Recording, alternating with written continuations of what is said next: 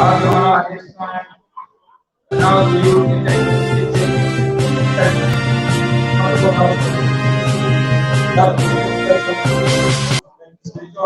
of the Republic of Liberia. Now, therefore, the session is hereby called to order, and it is hereby so ordered.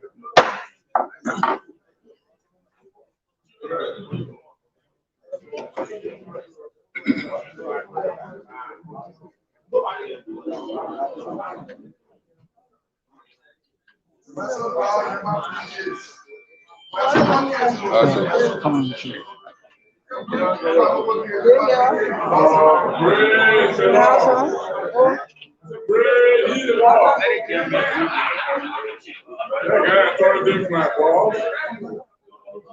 The Creator who gave you life to breathe at this time.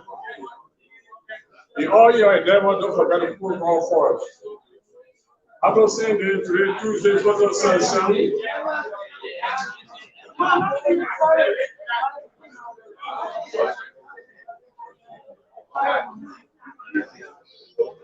Amen.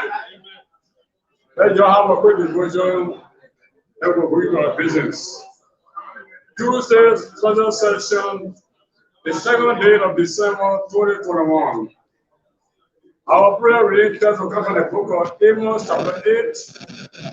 We begin from the verses 11 through 14 for your hearing. Amen. Thank you, Holy Spirit. Amen.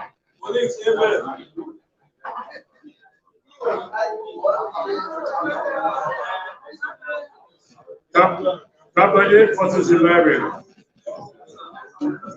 Behold, the days come, says the Lord God, that I will send a female in the of bread, not a taste of water, but of the hearing the words of God. They shall wander from sea to sea, and will not even to the east. They shall run to and fro to seek the word of God, and shall not find it. In that day shall the virgin and the young men faint for taste. They who swear by the saints of Samaria and say, your God, all they live, and the manner of Assyria, even they shall fall and never raise up again. Amen. Always speak on. Members of the great 54 legislatures, for the person just read, we had a topic for your hearing. And the topic is just spiritual feeling. What does that mean? Hungry. Today, every corner of Monrovia is assisted. You find churches playing on the sidewalk. Go to a radio station, they want to preach, that one will preach. You go in your cell phone fee, you'll see crusade going on. 7 to 8 hours per day. Amen, somebody. But there's still people having their own thing. But the Bible says, Prophet Amos said, there will come a time when you look all around from east to west, you look for Bible that bearing the living word of God, you don't find it. Amen. Amen. You will not find it. The one you have yourself will be gone for you. Yes. The one your text will be gone for you. And there is a time you are in the power now to hear to hear what the Lord says. So Revelation 7, 3:17. And I read. 17 says, because you say, I am rich, and I increase with goods, and I have need of nothing, knowing not that you are weak and miserable, and poor and blind and naked. But John said, now because you have a pen book, you got 3 cars back in your yard. So nothing that you want. But be well. There's something that you need that is more important. and even your car, and even your Bengo, and even your house that you have, and you look for another day, you will not find it. So why don't look for God today now when you can find Him? It's not too late, honorable. People are like, it's not too late to find God. When the preaching is going on, you do what you want to do. But don't forget. Don't forget, there will come a time. And you're not find it. The life is not forever. God bless you in Jesus' name. Amen. And Father, we say thank you for this time.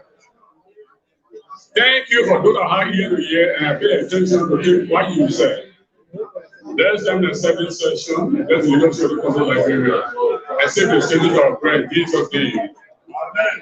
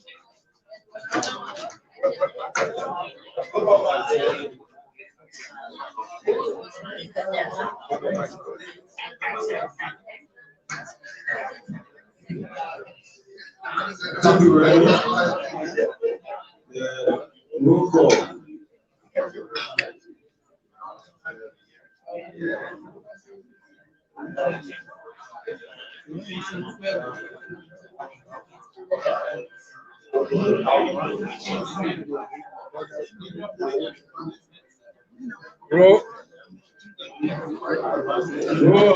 Members of the House of Representatives of the Future Legislature in the Republic of Nigeria.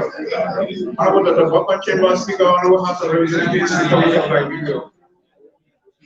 Honorable Councilor Funati Kofa, Deputy Speaker, Honorable House of Representatives in the Republic of Nigeria.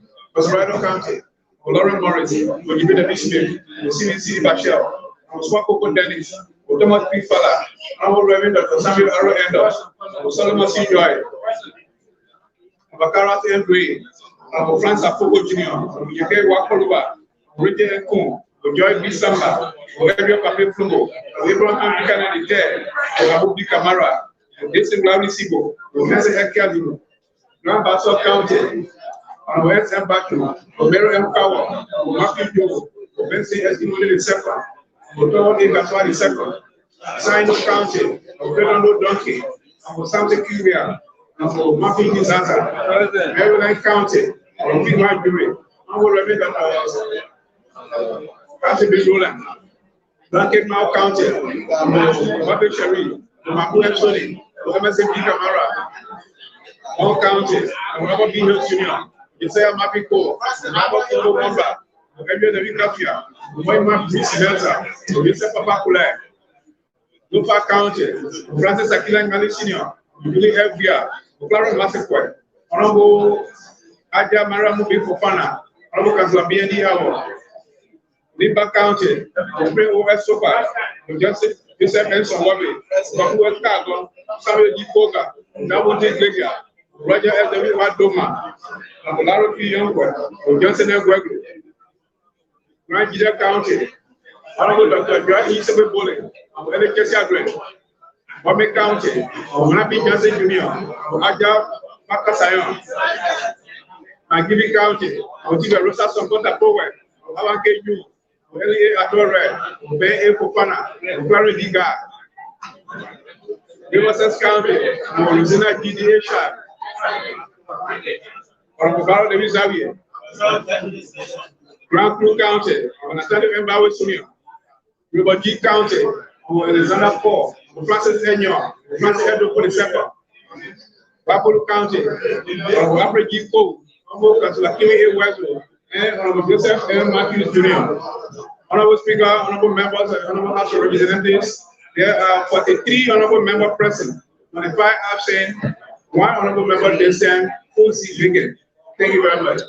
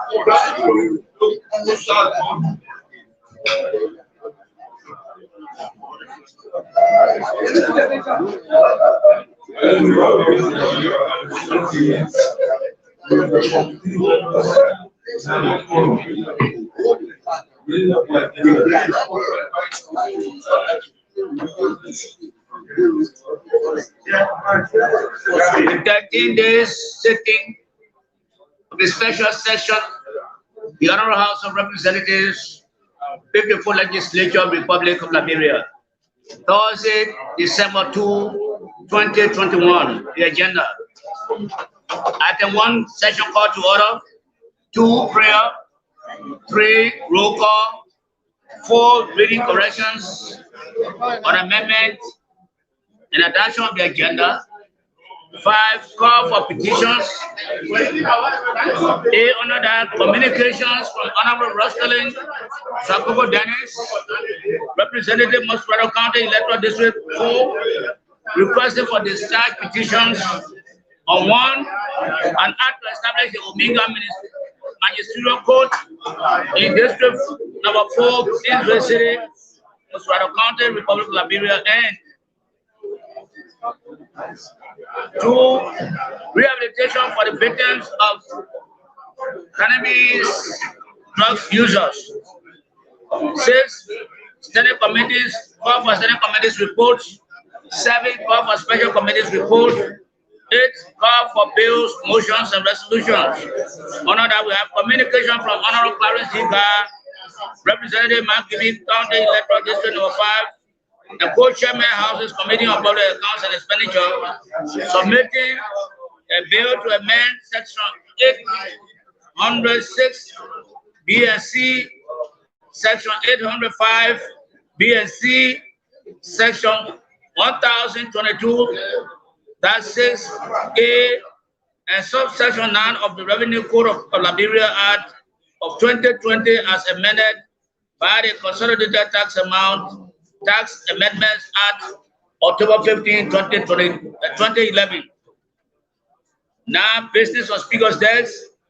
A, communication from Honorable Francis Sede Dopo, the second representative, Raji County Electoral District number 3, requesting for a budgetary appropriation of an amount of $300,000 United States dollars to begin the effective operation of the River G Vocational Training Institute. B, communication from Honorable Joseph Papapule, Representative Bon County, Electoral District number 7, and Chairman Bon Legislative Caucus, requesting that the Honorable House invites the management of China Union Liberia Limited and the Ministry of Mines and Energy before its plenary to provide update as for the resumption of operations in November 2021 on the Mineral Development Agreement signed between the Government of Liberia and China Union Bon Mines Company Limited, which took effect since January 19, 2009. C, Communication from Honorable Salwan C. George, Representative Mosquito County Electoral District 7, appealing to the Honorable House to invite before its plenary the entire leadership of the Citizens Engagement of Liberia to explain its given mandate. 10 miscellaneous, 11 adjournment. Mr. Speaker, Mr. Co-Presiding Officer, honorable ladies and gentlemen, that was a reading of the draft agenda for today. Thank you very much. Thank you. The Civil Police having heard the reading of the agenda.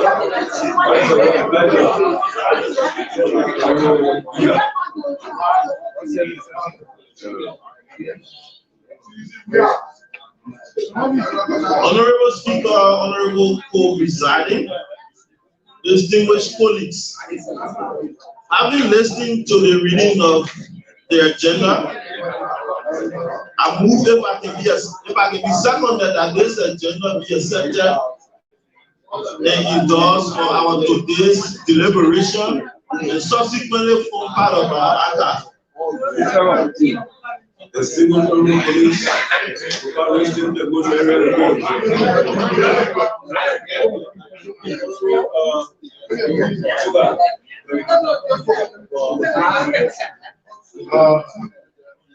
Mr. Presiding Police. It is an amendment to the agenda, realizing that a communication that was proffered by one of our colleagues, in person of Representative Kuhn, and looking at the nature and the sensitivity of the communication and urgency, I will ask the movement to please accept my amendment by including this on the agenda, and this agenda should be the second item on the business on speaker desk. Up to our well-elected colleague from NEMA, the men just produce a lawmaker as well. Well, that's how I'm going to go. Right?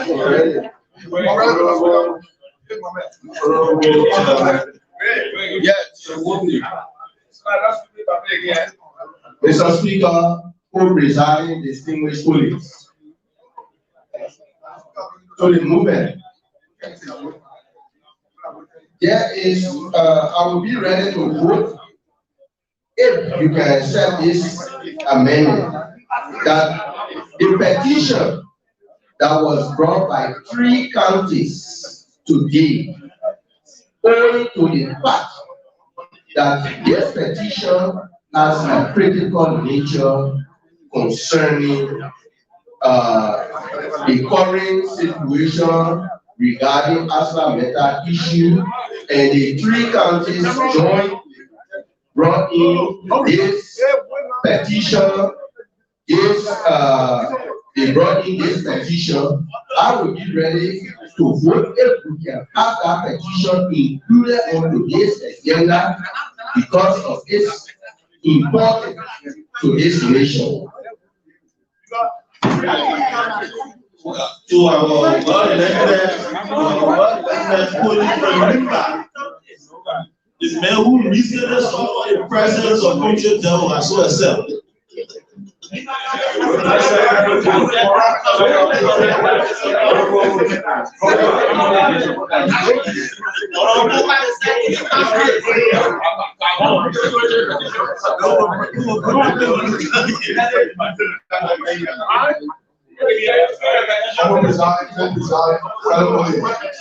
the women, I'll be ready to vote on this agenda, inviting the Minister of Justice, the Director of Police, and other security apparatus, other heads of security apparatus to show us why the Liberia National Police have to carry arms on their new campus. To show us why they have to carry arms. Firearms. I'm making amendment, please. I'm stating my unreadiness. I'm making a lot of communication, not surface. So let me say this so that people can hear it. Honorable Speaker, honorable moment, I'll be ready to vote. If we can inject that on the agenda for the Justice Ministers and all individuals every day to be invited to show forth why the Liberal National Police have to carry arms on every year. But somebody else say better for every year. Check out where we are still with and we accept it. I'll be ready to vote for women. Our colleague who currently serves as the co-chair on security and defense. To our colleague who currently serves as co-chair on security and defense. On defense.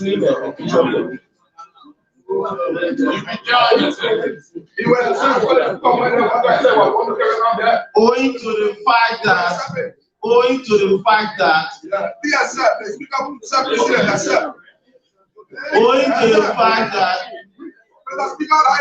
the fact that we don't have a communication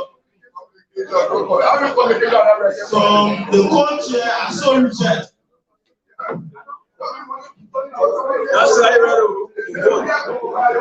All those who give up the democracy,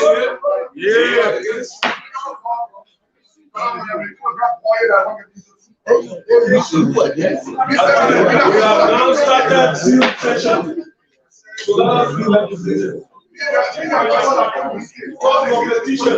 Yes, sir. November 23, 2021. Dear Honorable Chief Clerk, please accept my compliments and best wishes. I present my compliments and humbly request through this communication that the bills to establish the Omega Magisterial Code and the Rehabilitation Center for the victims of cannabis drugs users be discharged from committee room. Honorable Chief Clerk, the two documents were submitted to the House on July 23, 2018 and January 18, 2021 respectively. In compliance with Rule 39.1 of the Honorable House of the House of Representatives Rules and Procedures, which states if a bill has been before a standing committee for 30 days, any member of the House may issue a notification to discharge it in reliance on Rule 39.1. I crave your indulgence to kindly discharge these two bills. Please ensure onward submission to the office of the Speaker with assurances of my highest esteem. I remain yours sincerely, Honorable Ross Stellings, Rapopo Dennis, Representative Electoral District No. 4, Mosrado County. Mr. Speaker,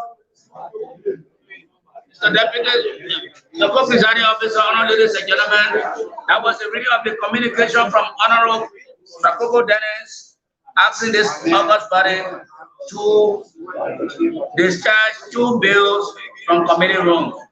Thank you, sir. So, colleagues, can we design the instrument for the discharge so that our colleagues can sign on to them for the exercise to be consummated? Yes, sir. Thank you. Call for standing committee reports. Another report, Another one. another petition that was sent to them. I didn't get it. No, I didn't get that from Nipa. Okay, yeah, mentioned about the Nipa petition. Go ahead. December 2, 2021. Honorable Liberal NCO Chief Clerk, the Honorable House of Representatives, Capital Building, Capital Hill, Republic of Liberia. Dear Honorable Chief Clerk, please accept my compliments of distinct honor and best wishes. It is my distinguished pleasure and honor to present my compliments as I write. Honorably, ask your indulgence to communicate with the Speaker of the House of Representatives to kindly place a petition from the collaboration of NIMA citizens relative to the proposed third amendment to the Mineral Development Agreement between the government of Liberia and ArcelorMittal Liberia for discussion in session. And Chief Clerk, I crave the indulgence of your honorable office to kindly expedite this communication. Kind regards, Honorable Kwaku L. Kagon, Representative, District Number 4, Nimba County. The petition.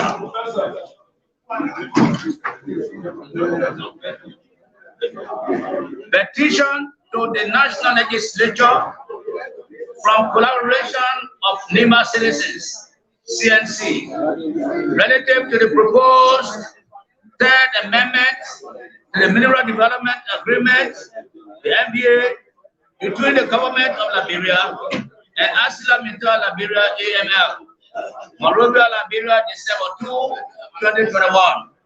Our sincere greetings. Whereas all power is inherent in the people and all free governments are instituted by their authority and for their benefits. Whereas the Constitution of Liberia guarantees that all persons at all times, in an orderly and peaceable manner, shall have the right to assemble and consult upon common good, to instruct their representatives, to petition the government or other functionaries for the redress of grievances. Whereas, under our democratic governance process, the citizens, Colleagues, please, hello, quieter. You are quiet, but be much quieter.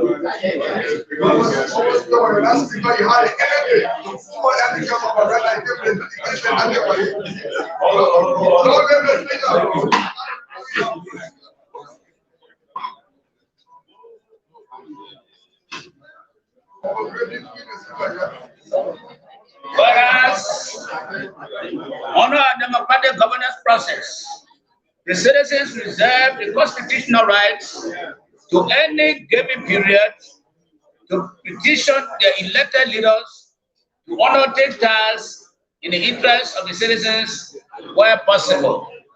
Whereas, Article 48 of the Land Rights Act of the Republic of Liberia gives communities on which concessionaires operate a 5% undiluted interest in the rights of the concessions, licenses, and permits, in addition to other benefits which the community shall be entitled to, providing inputs and concerns of the affected communities during any concession negotiation located on such customary land. And as such, no consultations were made, rather none of their participation to ensure their social and economic benefits are protected. Whereas there were no consultations with and participation of affected communities consistent with the provisions of Article 48 and Article 36 of the Land Rights Act to ensure that the social and economic benefits of the communities are protected. Whereas Section 2A of the Mineral Development Agreement calls for the issuance of prior notice of extension and the publication of a feasibility report that sets out the basis for extension. Whereas the concessionaire has either neglected or abandoned compliance with about 80% of the provisions of the current 2005 MBA and the August 2013 Amendment and Action Plan have been neglected and failed to comply with the concession by the concessionaire, including but not limited to the following: A, education, advanced scholarship, high school and skills training, etc. B, development, community, port, railroad, housing units, etc. C, employment, Liberians at senior managerial a management level, who CPO, CFO, etc. D, health and safety, modern hospital, safe drinking water, and advanced safety measures, etc. E, environment, water and air pollution, protection of wildlife, land degradation, etc. Whereas a further 15 years extension or expansion of the NDA without proof that a specific action points listed above agreed on by the concessionaire have been fully implemented, leaves much to be desired. Whereas the executive branch of our government has approved said amendment without due consideration for the welfare of the citizens of Nimba County in particular and citizens of other counties and Liberia in general.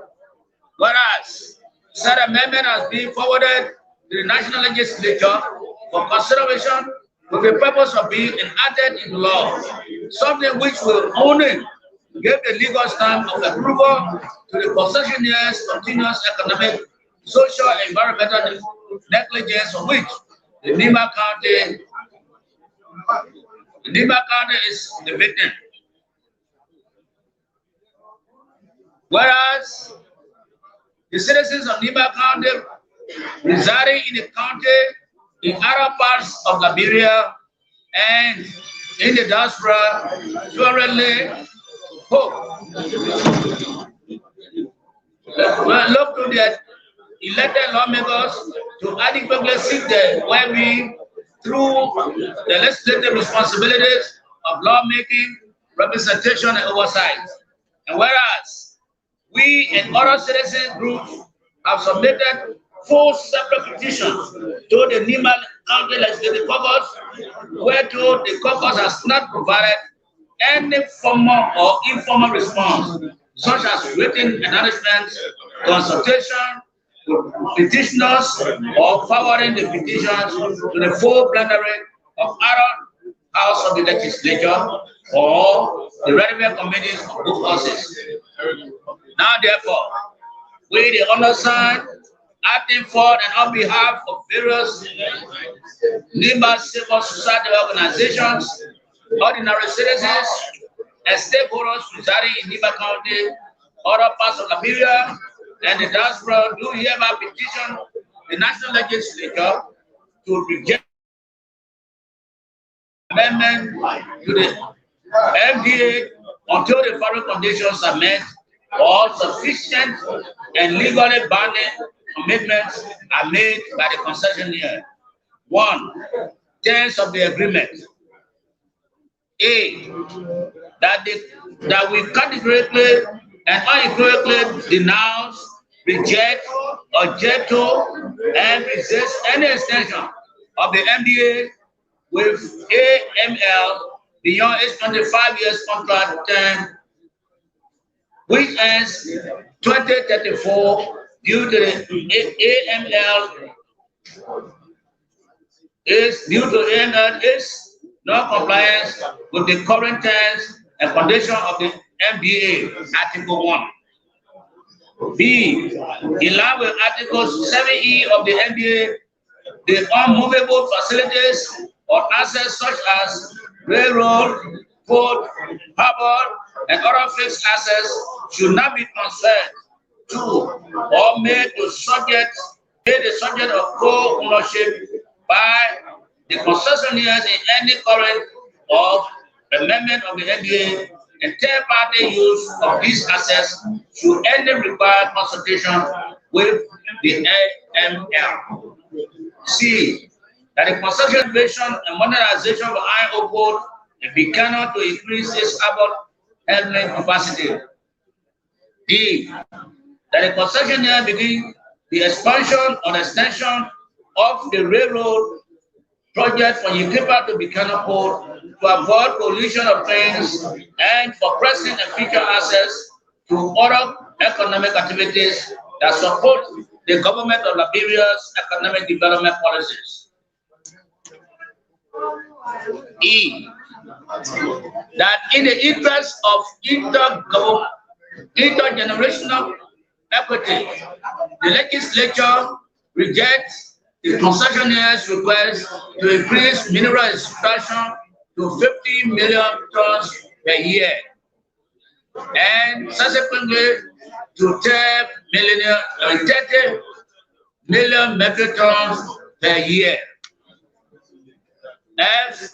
That considering the fiscal constraints facing the people of Liberia, the government remove all tax and import exemptions and privileges that are not directly connected to the development of new mining sites, and that the concessionaire provide a full accounting of the import duty requirements outlined in Article 3 of the Second Amendment of 2013. G.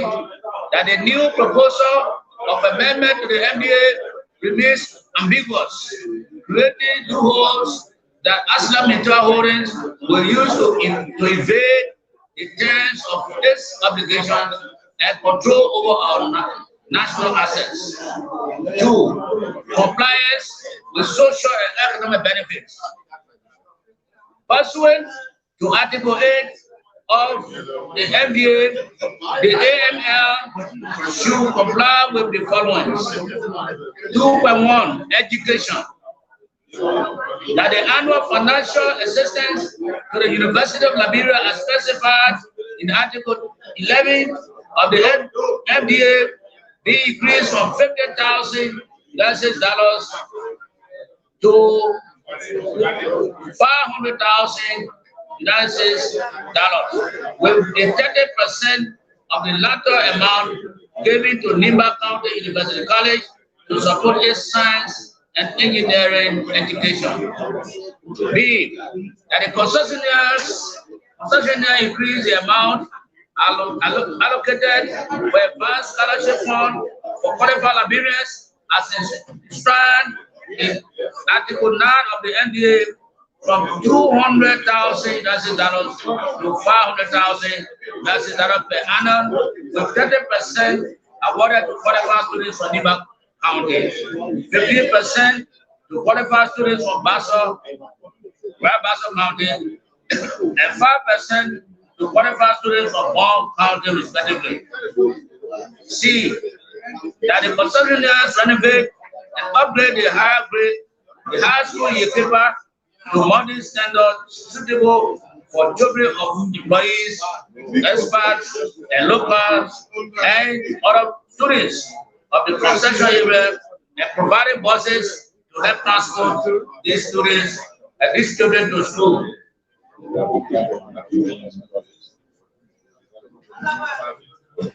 D. That the concessionaire reserve 40% recruitment and enrollment opportunities for Nigerians, particularly inhabitants of the affected communities at Aslam Mutual Vocational Training Center, to enhance the capacity building of Nimba citizens. 2.2. Development. That in the next 2 years, the concessionaire shall renovate all the housing units and build modern housing units both in Ikepa and Bikana for employees, experts, and locals and their dependents. This is key to providing conducive setup for Liberian employees of the concession areas. B. That the concessionaire begin the expansion or extension of the railroad project from Ikepa to Bikana Port to avoid collision of trains and for present and future access to other economic activities, that support the government of Liberia's economic development policies. C. That the concessionaires immediately begin the renovation and modernization of IO port in Bikano to increase its harbor handling capacity. D. That in the interest of the intergenerational equity, the legislature rejects the concessionaire's request to increase mineral extraction to 15 million tons per year, and subsequently to 30 million tons per year. That the ownership of unmovable facilities or assets such as railroad, port, harbor, and other fixed assets should not be transferred to or made the subject of co-ownership by the concessionaire in any current or amendment of the NDA. F, that without prejudice to the conditions set forth in this petition and the current production limit of 5 million metric tons per year, any additional IO output and or shipment shall increase the Social Development Fund contribution to NIMBA, Bassa, and Bond counties respectively by 0.875 United States dollars per ton to be distributed among the 3 counties as follows. Niba County, 0.438 per ton, that is 50%. Grand Bassa County, 0.292 per ton, that is 33.33%. Bond County, 0.146 per ton, that is 16.67%.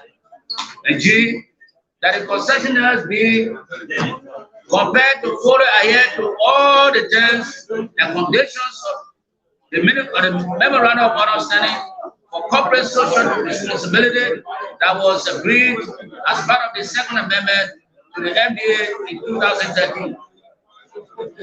2.3, healthcare, safety, and environment. A, that the concessionaire, in compliance with Article 10 of the NDA, construct a modern hospital fully equipped with modern health equipment and qualified medical professionals and other healthcare workers to provide medical treatment for employees and their dependents in the concession area. B, that for the safety and well-being of residents of adjacent communities, the concessionaire shall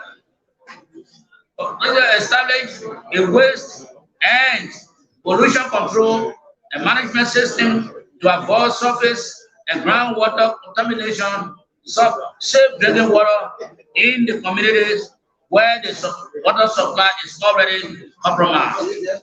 C, for the safety of communities in proximity to the mining and railroad operation, the concessionaire installed adequate safety and warning systems such as automated alarm barriers along sections of rail track passing through communities and safety gates at intersections with pedestrians and vehicle traffic.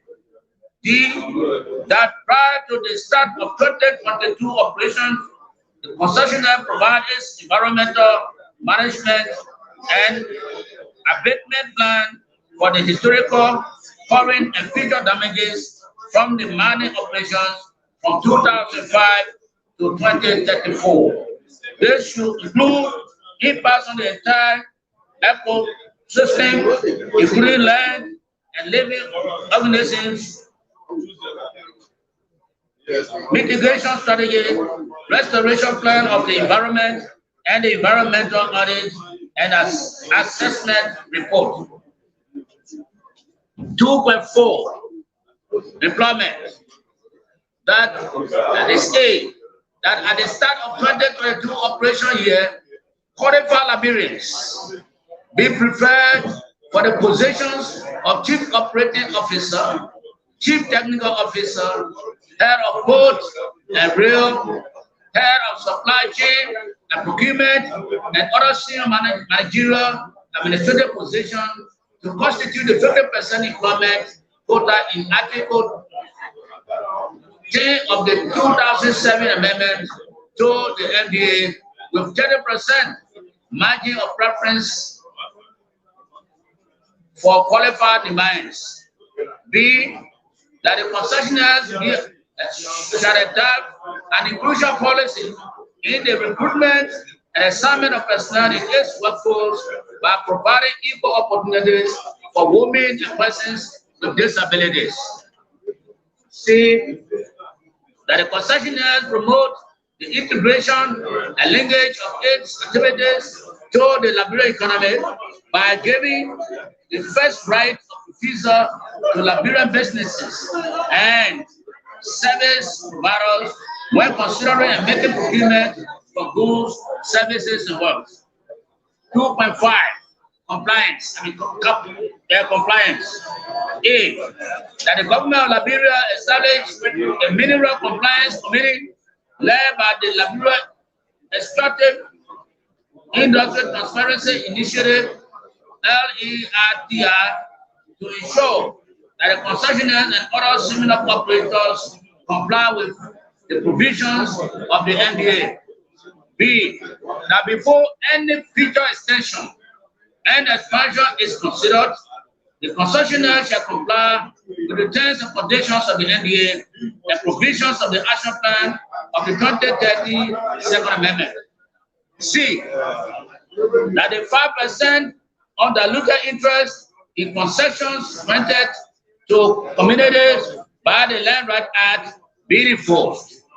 That community imports and concerns be canvassed during any review of the NDA, and that the government of Liberia investigate and resolve the unauthorized land taken by the concessionaire from the Bar community forest and other traditional landowners without following the requisite due intelligence as required by law. D.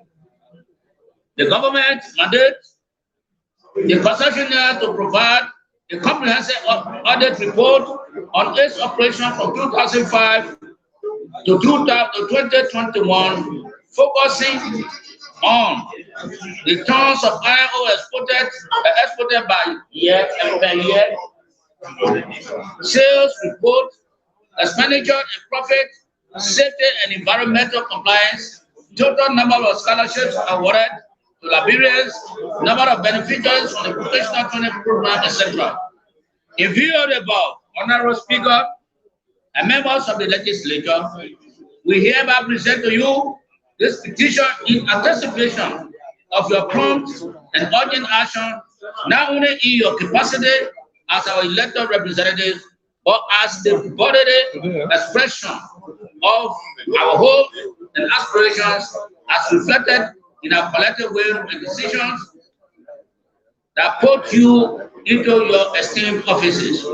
In this regard, we conclude by citing a very pertinent comment made recently by one member of the Honorable House of Representatives. Quote, politicians think about the next election. Statement, and may we add statement, think about the next generation.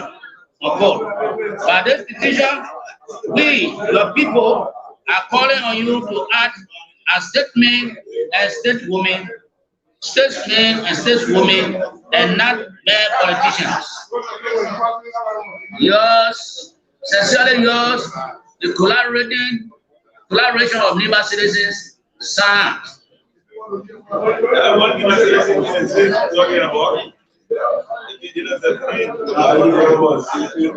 Mr. Speaker, Mr. Co-Presiding Officer, honorable ladies and gentlemen, that was a reading of the petition from the collaboration of NIMA citizens to the National Legislature relative to a proposed third amendment to the Mineral Development Agreement between the government of Liberia and ArcelorMittal Liberia. Thank you, sir. Thank you very much. Distinguished colleagues, with the petition just been read from the collaboration of the NIMA citizens to this House of Representatives. What is your pleasure? Thank you, Mr. Speaker. The Speaker, co-president, colleagues. Having listened to the exhaustive petition sent by citizens of Nimba County, which could serve in a shift in how concessions are being handled in our country going forward, I move that we seconded that this petition, which was sent finally to us by the chair on claims of petition, be open for a brief presentation from the chair that will subsequently allow other colleagues to make some intervention by the second. All the statements colleagues without restating the motion, the underlying word is the point of deliberation. Are you going to vote? Audience and also get the motion in. This honorable chairman who claims the petition. Thank you, Mr. Speaker. Mr. Speaker, for presiding fellow colleagues.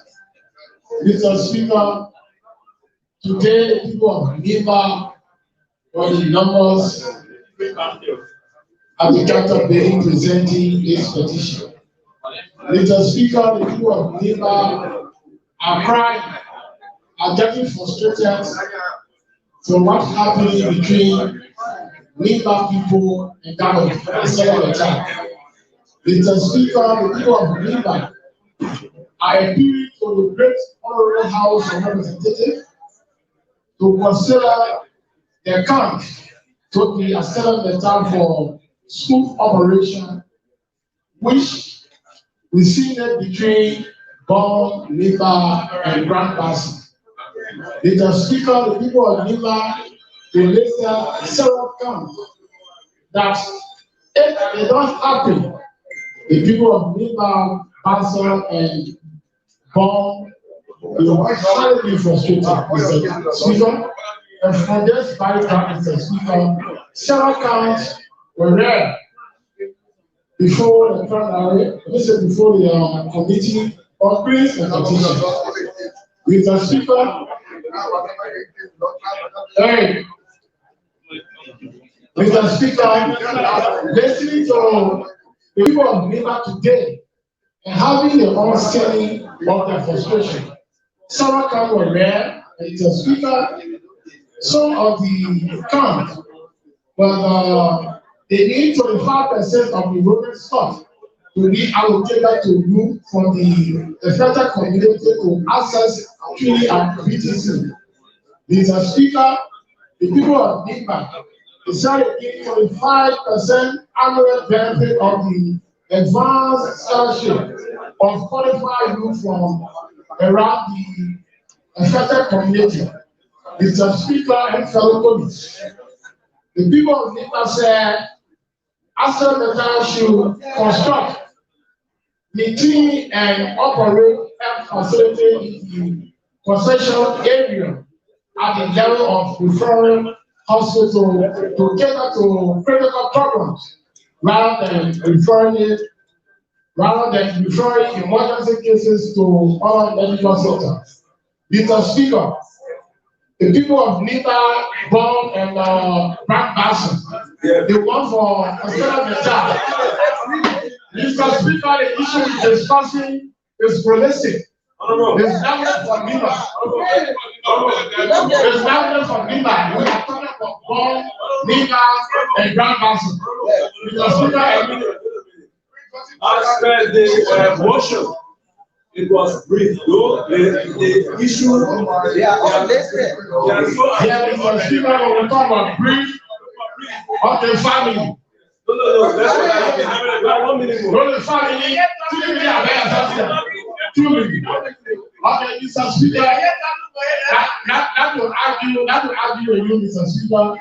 The people of Nimba, Bon, and Grandpa are appealing to the Honorable House so that their grievances can be discussed. Mr. Speaker, if we enter in Nimba, especially in the Nimba area, you will see a lot of continuance there for people to live Mr. Speaker, we are appealing. We are appealing to the body so that at least we can move from a continual to a hosting unit. Mr. Speaker, thank you. I think some else on NIMA, like the Somali Prince Topa from the federal community, we are so that we can resolve it. Thank you.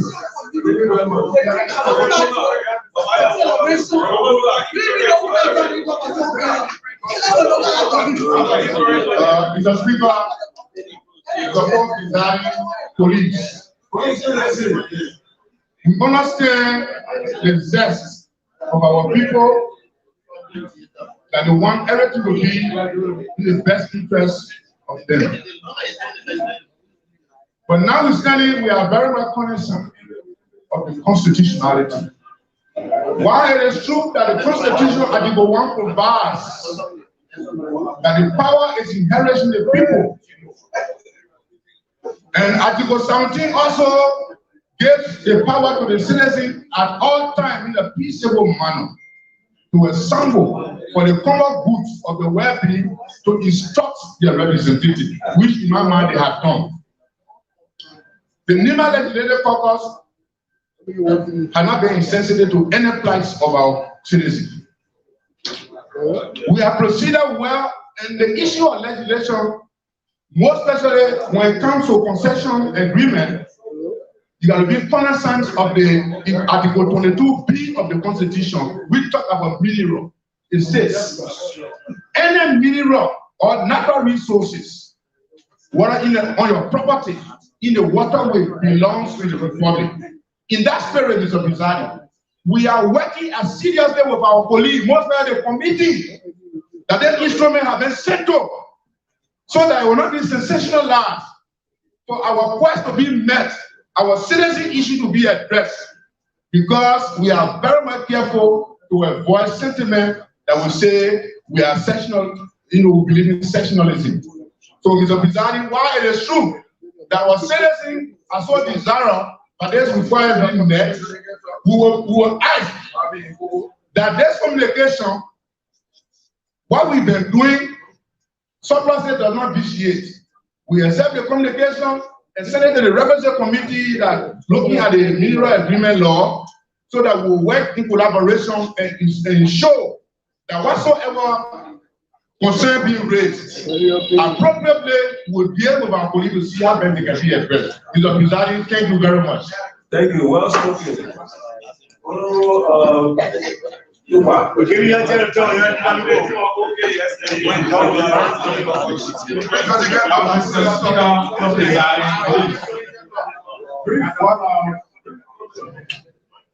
We want to appreciate our colleague who said that this document should be open for discussion. Well, today is a good day for the people of Nima and Grand Bassa County, the three counties that are mostly affected. But I think holistically, the Nigerian people, they should understand what really is unfolding. Mr. Speaker, from what we have heard and from what we have seen, we were one of those that went on the fact finding. The condition under which our people are living in Yekebai, Buchanan, and wheresoever that the Astor method exists is on a very poor condition. Very, very poor. Now, if you look at the hospital, we have to talk about poor condition means that the hospital, the schools, everything just poor. I did my own assessment. When you get to the schools in Yekebai, the school is underfunded. No qualified teachers. They don't have laboratory. They don't have lab. Those things I think that concern our people. And more besides, if they talk about LPTC, they most talk about LPTC. It's Honorable Speaker, police. People from the affected community, you will not find one person to attend the LPTC. It's a sad day for our people in England. So when it comes to just low-class job, people within the affected communities are left out. So, Mr. Speaker, because of time, I will close to say we have a lot of things to say. But we will let us see to give us performance report, since indeed they have worked for so many years and they are asking for additional time, additional years. Let them tell us what have they done that satisfy the people of Bong, that satisfy the people of Lima, that satisfy the people of Grand Basso, and even Liberia as a whole. Let them tell us what they have done, Mr. Speaker. But I think in my mind, where they exist is sadly, is very poor, very deplorable, very lamentable, and we like to say in this conference that thank you very much.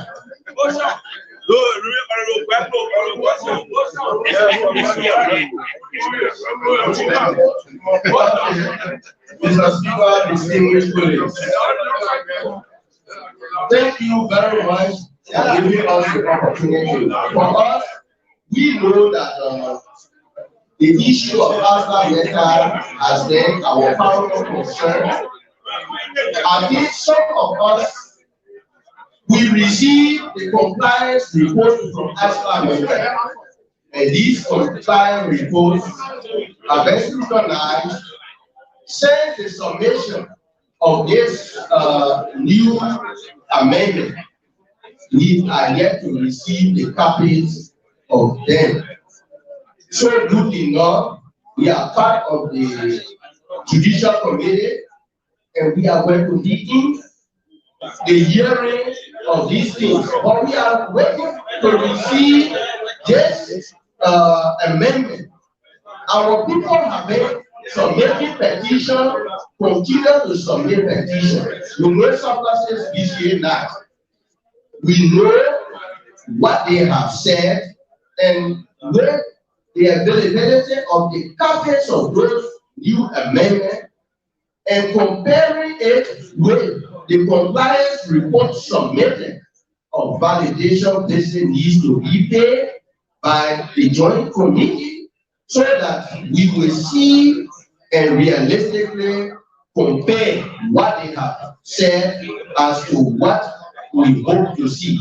So without adding, we just want to tell our people thank you for the continuous efforts, and we want to assure them that we are here in the interest of our people of all neighbors and Grand Basso County. Thank you. Thank you very much. Mr.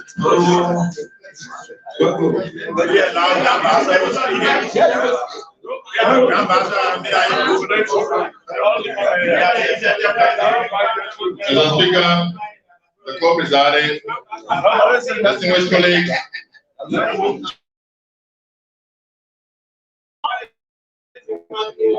thank you to the people of Limba County for presenting to the National Legislature a petition regarding the ratification process of the amendment, the third amendment to the MDA AML agreement.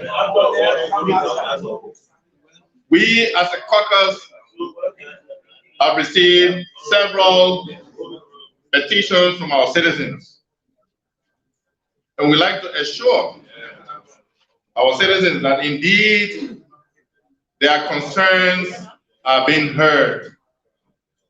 Since the inception of this discussion regarding the ratification, we have had several meetings based on petitions sent to us by our citizens. Mr. Speaker, I'm even pleased to display a communication as a consequence of our engagement with the ArcelorMittal Group based on the concerns raised. This communication enumerates 20 action steps to be taken by ArcelorMittal with timelines clearly indicated. And so this is to show that indeed the engagement process is going on. And as is customary in this legislature, the House of Representatives, petitions of such nature are forwarded to the committee that is handling the ratification process before it can be brought to plenary. So indeed, the petition that has been brought here today, and even those that have been brought here before, and our own concerns we have, will all be forwarded to the committee handling the document, the amendment document, to make a subsequent report. But what is of importance is this call. The petitions that have been presented are presented by the people of Nimba. Well, I'd like to underline that ArcelorMittal is not only a Nimba company, no, or a company that benefits only Nimba citizens, no. So I'd like to call on my colleagues in this House of Representatives that indeed we should look at the holistic concerns, although they are being articulated by the people of Nimba, but it belongs to all of us. Grand Bassa, Bond County, Montserrado, Cape Mount, and all other counties in this country. So it will be in our collective interest to consider the concerns that have been flared by the people of Nimba, so that we can collectively act, so that whatever the final outcome will be of this amendment, it will be to the total benefit of us all in Liberia.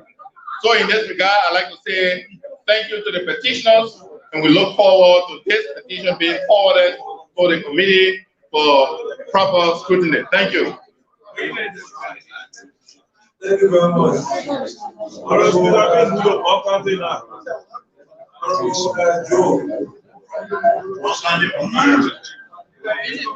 Thank you, Honorable Speaker, who presiding the single colleague. Honorable Speaker, I want to say a very big thank you to our citizens who have come to plenary in order for us to act on their behalf. It is very, very important, Honorable Speaker, that this body look into the matter of our citizens, especially the community that is presently going through the NDA of ArcelorMittal, the amendment NDA of ArcelorMittal. Our people, it's not that our people are against ArcelorMittal, but what our people are actually against is that the fulfillment of the agreement, which of course ArcelorMittal have failed, to fully perform. Our people have a lot of grievances, and some of these grievances were read in the petition. And these are things we as leaders, we have been speaking about. We have had a series of meetings with ArcelorMittal, as our Bible rightly said. But ArcelorMittal show no regard to us as leaders of those affected countries. And when we have one understanding, when they leave our presence, there's nothing can be done for the part. So this time around, our people are very serious, and they are saying as their leaders from the three affected countries, if ArcelorMittal will not do anything for the previous NDA, which of course is like what they call us things that is supposed to do that they are not yet done. ArcelorMittal should assure our people and make me proud that some of these things should be enshrined into the new NDA, so that our people will one way or the other have hope.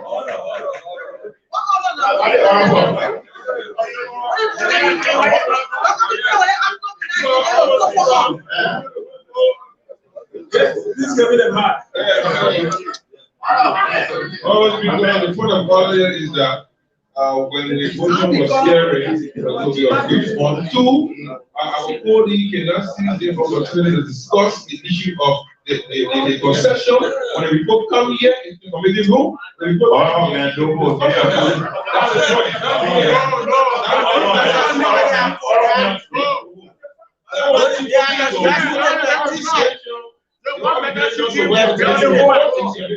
that's the the flow. But what happened now is the petition from the people that we should take and forward to the committee while debating the concession of the bill concession. They can use that as a ground. But now our bodies will come in here and tell us still a show for this issue. No,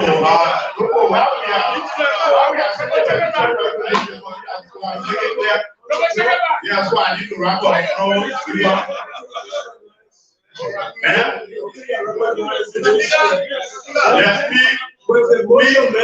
allowed to handle them.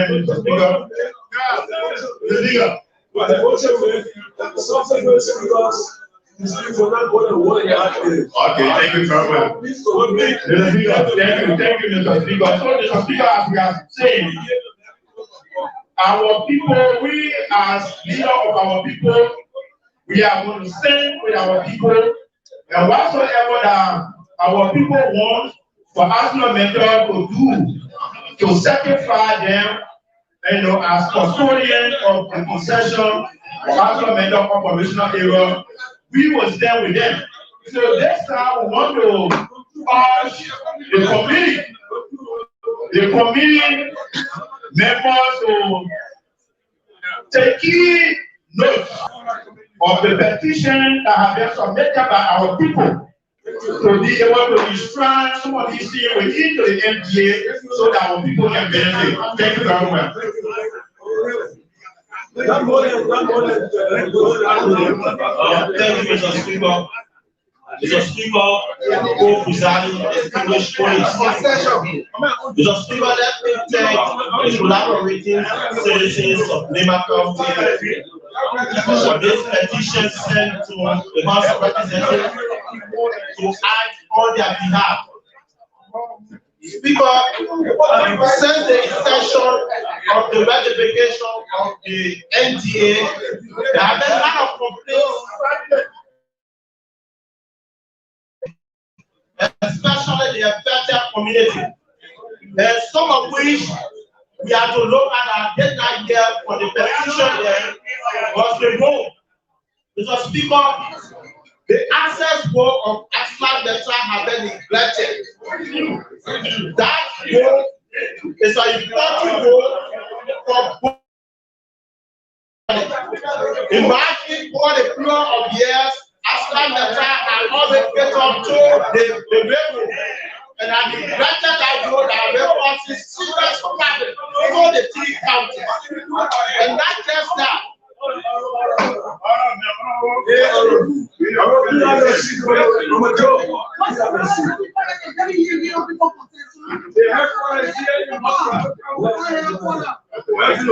Speaker, as I said, why I get that message to, that's the input I want to get.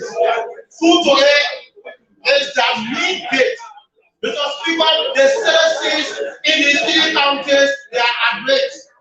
As some members have bottled some of the areas that they should have placed a gate that will save the life of the citizens. School going children, Mr. Speaker, the path to these areas at their race.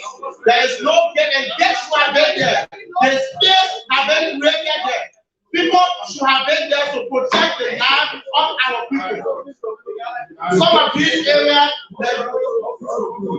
there's no gate. That we have Valley and other parts of the Strowoyi County, Mr. Speaker, I have contacted them several times concerning the concern of the citizens that there should be a good gate to this area. But up to this time, they have not responded to that, and it's causing severe panic to our citizens in a different area.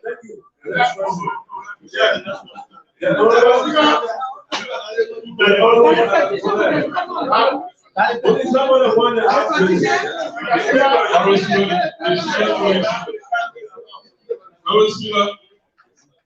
think we've been making this obvious. The citizens of Lima brought petition here. Okay, we still having process going through the verification of Measure C. So we get to take charge of the sponsor petition here, go into the committee room and the sponsor there. Okay, so I'm being very but we send the special ministry as the staff to go. We told them, we need time now. We send the sponsor. So as the president you see, and this is the video.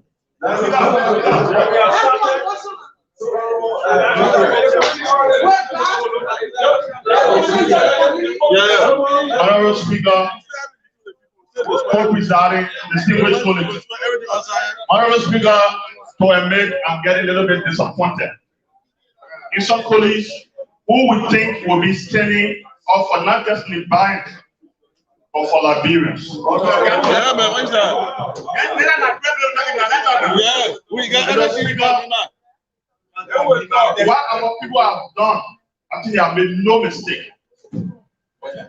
In my mind, I think our citizens should be bringing more petition to us, because it is one of the best things that NIMA has ever done. Like what we observed in the past when these things were being discussed, when people were setting roadblocks, when people were taken to the street, our citizens have not done that this time around. They have marched to the capital, and this petition is not just to the NIMA legislative caucus, I think it's to the national legislature, by extension to the executive branch of government, because we are the medium through which our citizens can get their voices heard out there. So it's not about just NIMA legislative caucus. I think it's about the entire country. That's why they are brought to us. So that's why, Mr. Speaker, we have come to also add our voices to what our citizens have said. That this issue, Mr. Speaker, all that our citizens have said, they are all right. They are all to me. We should give it some serious attention. Let's go through this thing, please. We've come to plead with you, our colleagues. This, you might see this will not be for NIMA content, it's not about NIMA content. What we want us to do, Mr. Speaker, even as this thing goes to the committee room, let it go with some special emphasis that some of the things our citizens have said must be addressed. With that, I think the credit of this plenary is because of what has been attached to this communication. That is why I'm open for. That's why the refinery of this exercise is the committee. So if these things that are partial that to be expressed, the best place is the committee room. But given their attention, I would say please, so they are not in error to say that. Yeah, thank you. So to conclude, we want to, if you say we are pleading with this plenary, that you must give this document due diligence. Let our citizens want to be heard. It shouldn't be just something that we'll do like what we've done in the past, where sometimes it's just about me and then no, excuse me. We know how to handle it, but this has to be about Nigeria. So, Mr. Speaker, we just pleading with you that what our citizens have said, let no one take it to either mistake, and we're going to stand by our citizens. Thank you. And once you stand by our citizens, you can vote. Thank you, Mr. Speaker. Mr. Speaker, colleagues. We first of all want to thank our citizens for the civil life of the present our concerns to the national administration. Mr. Speaker, some of the points in that petition grew out of personal experience. Some of the petitioners of the sought out today lost their family members in jail, because the very concerns that have been raised here today were raised before and after the government I attempted them. So we have come to appeal to our police. We don't want to be emotional about it. We have come to appeal so that you can get support to listen to the points that the petitioners have brought for them to be addressed in the NDA. You know, when we do it, we'll not just be bringing investors, but we'll be also bringing security in the future.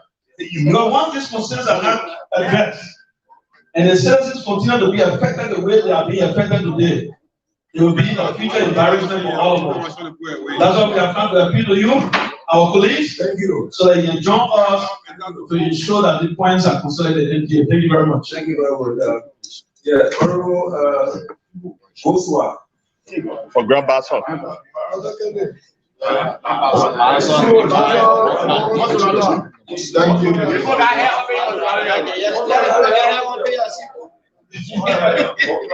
Mr. Speaker, distinguished colleagues, we will first want to acknowledge and appreciate the people of Nimba. We want to appreciate people of Nimba for once again coming to petition their representatives on the issue of the Aslam House. Mr. Speaker, I will reserve all further comments into the discussion and debate of the Aslam session until our committee responsible can present to us copies of the concession agreement for us to review and make our input. Because all that we are saying is based on the old concession agreement, and we are just speculating on what to be in the new agreement. So until we can have that, we'll reserve our comments, and so Mr. Speaker, we will appeal that copies of the ArcelorMittal Phase 2 agreement that has been submitted be presented to each lawmaker for the Ferosa and then subsequent inputs. Thank you, Mr. Speaker. And let me again thank the citizens of Nimba for exercising their rights. But let me emphasize, Mr. Speaker, colleagues, that ArcelorMittal deal in no way belongs to any county. That's right. Belongs to the country.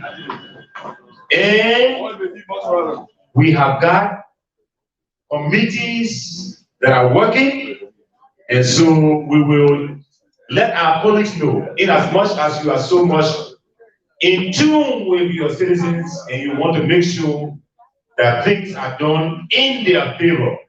The first favor that is counted is Liberia. Having said that, and they are Liberians.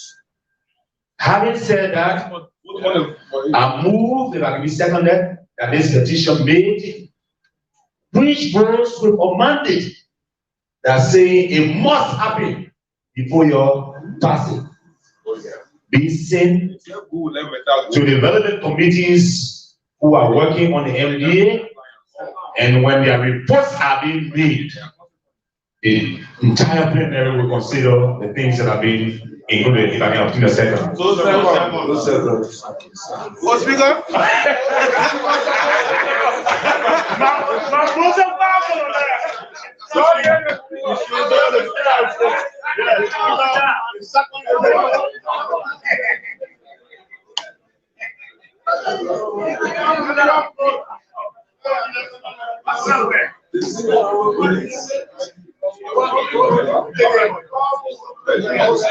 The similar level committee will not restate the motion already voted.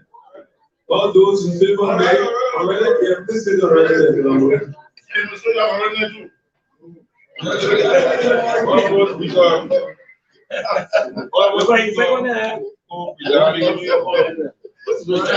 Honorable Speaker, Co-Presiding Officer, distinguished colleagues.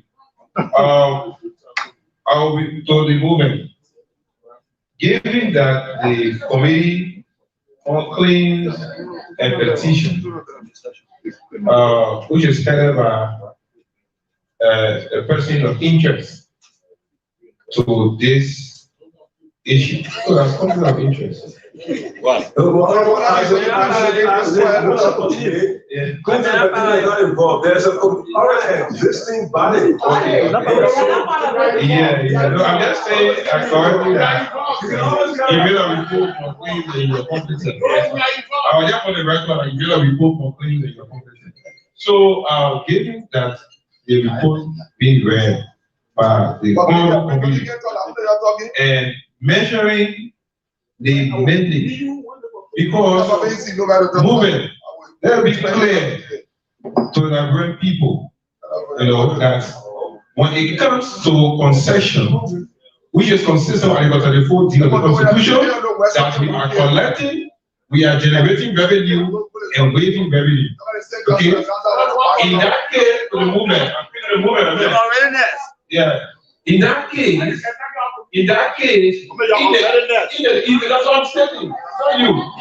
In the evening, you are raising revenue and generating revenue. There's something we call the efficiency equity paradigm for our people to use. What your readiness, my man? To use must.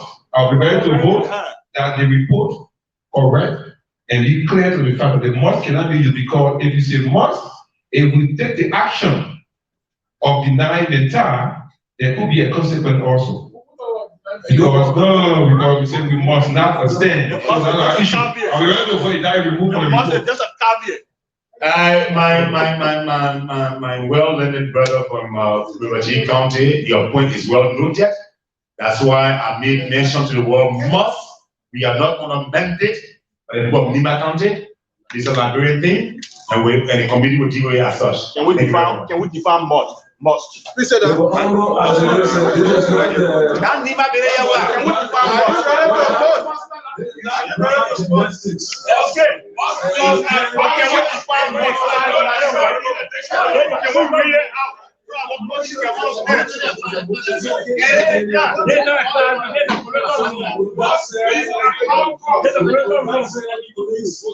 Are you ready to vote?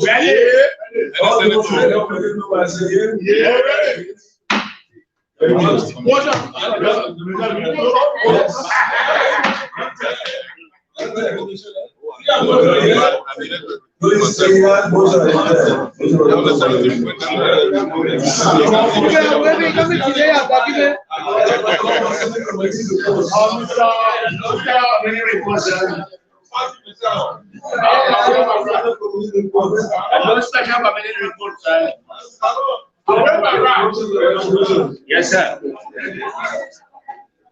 December 1, 2021.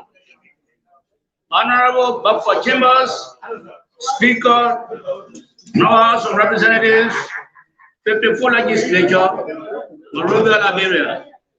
The Honorable Speaker, with compliments, Mr. Speaker and fellow colleagues, I wish to submit herewith a bill to amend Section 806, BSC, Section 905, BSC, Section 1022-6A, and subsection 9 of the Revenue Code of Liberia Act of 2000, as amended by the Consolidated Tax Amendment Act October 15, 2011.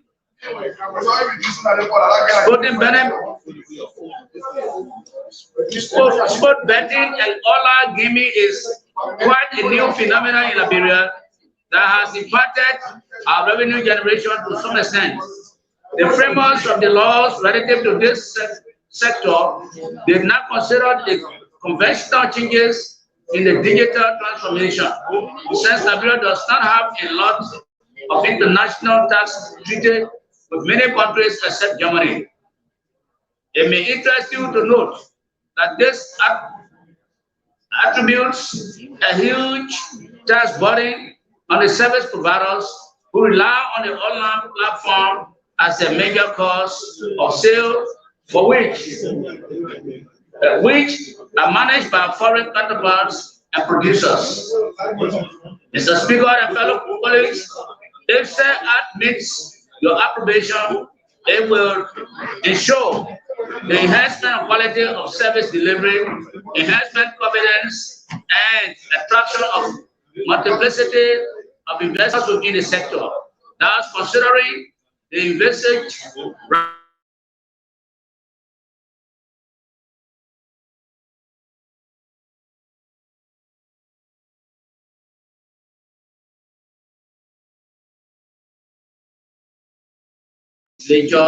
in December AD 2021. While looking forward to your consideration, kindly accept the assurances of the committee's highest esteem. Details of the act is attached for ease of reference.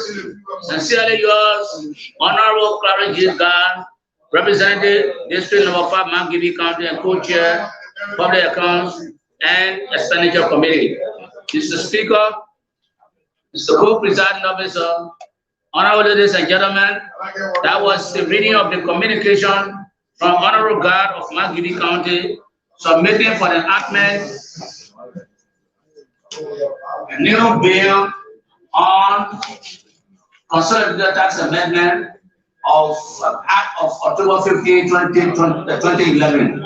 Thank you, sir. Thank you very much, Mr. Deputy Chief Clerk.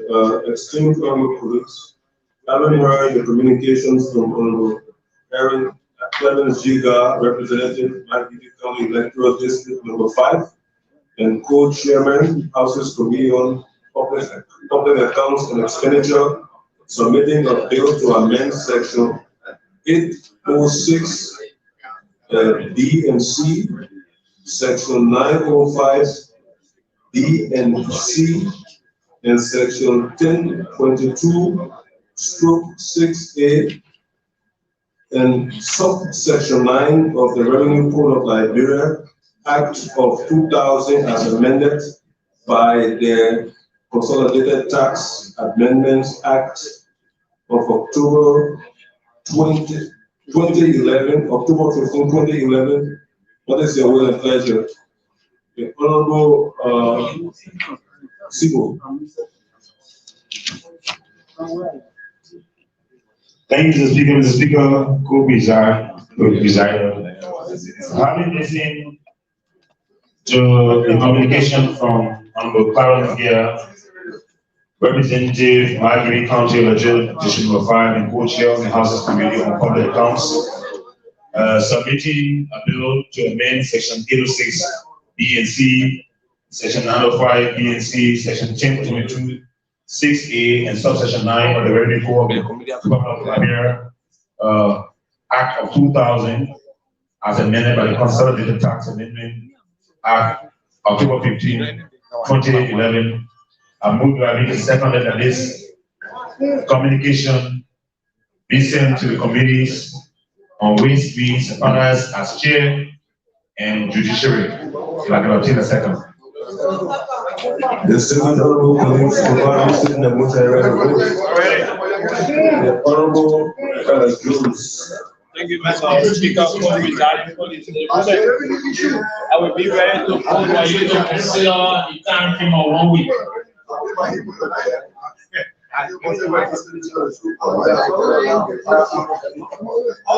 Yeah, 1 week is confusing. I think 1 week.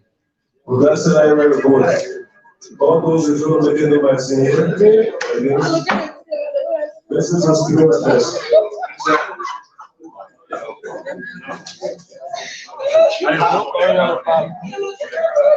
Ladies, Honorable Speaker, Honorable Deputy Speaker, distinguished colleagues.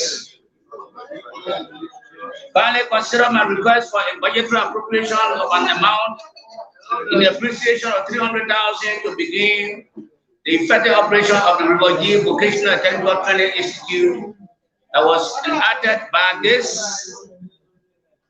Honorable 54 Legislature, approved by His Excellency Dr. George M. Weah, and published into handbill on April 14, 2020. This initial appropriation will jumpstart the physical existence of this technical institute that is expected to provide basic technical professional skills for hundreds of young people who cannot make it to Chapman University each year or drop out of high school, and not to mention the regular flight of students that leave River G County to Monrovia and other urban areas seeking basic skills and technical training, thus depopulating our county. Again, this requested appropriation, although may not be optimal for the formation and operation of the institute, it will demonstrate the government's support to education in River G County and will serve as a seed fund in attracting support from our citizens and partners. The development of sentiments, Honorable Francis Sedidogo II, Representative Electoral District number 3, River G County. Thank you very much, Honorable Chief Clerk.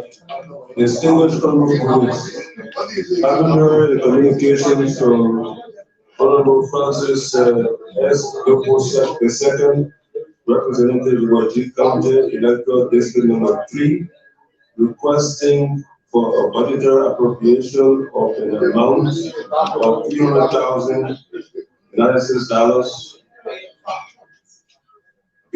to begin the effective operation of the Wajid Vocational and Training Institute policy with pleasure.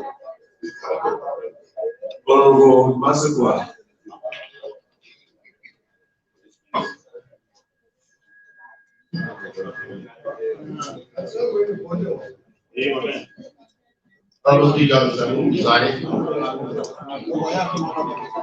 Mr. Speaker, as a way of premising the motion to refer this committee, this communication to the relevant committee, we like to commend our colleague on Odopo of River G County for lifting a very critical issue, Mr. Speaker, taking into consideration the ever-existing importance of education, particularly vocational education for that part of for that region of our country. I believe this will not have come at any better time than now. So we must commend him and hope that our people will take advantage of this opportunity provided for them by their representative, Honorable Dopo. Having said that, I move, if I can be second on that this communication be sent to our committee on Waste, Means and Finance, especially so as the committee is now considering our 2020 national budget. 2022 national budget. So second. This reference is being done so that the committee, the plenary, is making a case on behalf of people of River G that the relevant steps be taken to ensure that River G, that vocational training institute, is appropriately reflected when the final numbers come out of the budget room. If I can be second. Distinguished colleagues, without any equivocation and based on equity, based on how our motions are made, and knowing that it has financial implications, the relevant committee has to advise plenary until action is taken. So that motion has to reflect that. We cannot, from any. No. Please restate the motion so that the record can carry it. Mr. Speaker, Honorable Presiding.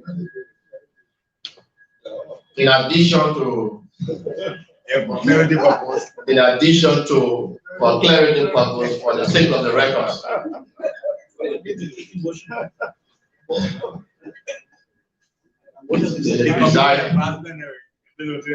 and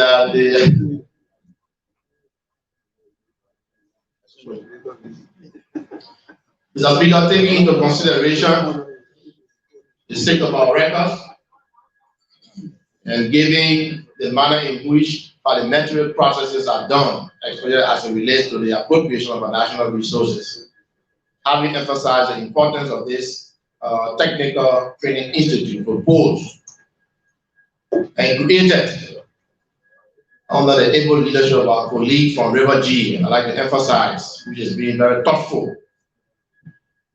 And this instrument be sent to our Committee on Ways and Means to advise plenary as to what steps will be taken, considering that the way of plenary that plenary will be happy and the people of River G will be happy if this institute will reflect in the budget. But at least we'll take some time to listen to the part of the committee. If I can be second. The motion is somehow. The floor not standing. No. So we will have please readjust your motion.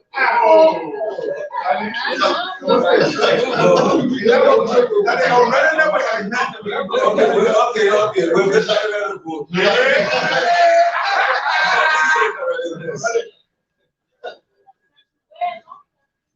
To remove Malena Police and veteran police of Lupa County, I'll be ready to vote if you can accept this amendment. Yes, sir. The fact that this other body have made a decision to pass a law establishing a vocational institution in Riverview County, it is incumbent upon us to form that entity. So where are we ready? Therefore, I'll be ready to vote that the plenary Honorable Dopo proposed 300,000. Even if the 300,000 is not available for now, but for the full operation of the entity that we have created, 150 to be the minimum. And the committee should be instructed to do so. Honorable, we have to. That's the reality. Madam, we are done in the case of Lufa. We are done in the case of the drug enforcement. This is precedent. What the committee has to advise. Based on our request, we ensure that accommodations can be made. So we have to advise of Come on, big Monday. Come on, big Monday. As and when this bill was brought to plenary for the creation, the committee on ways and finance was put on that committee to report to us for one reason, that do we have the fiscal space. It was because of the fiscal space that was advised by that committee. That's why this institution was created. So, Mr. Speaker, whilst it's true that you have a narrow view, I would think that we have already committed ourselves from the Committee on Ways and Finance and just saying what the way is direction. At least minimum. But we are legislators here. It happened in the case of the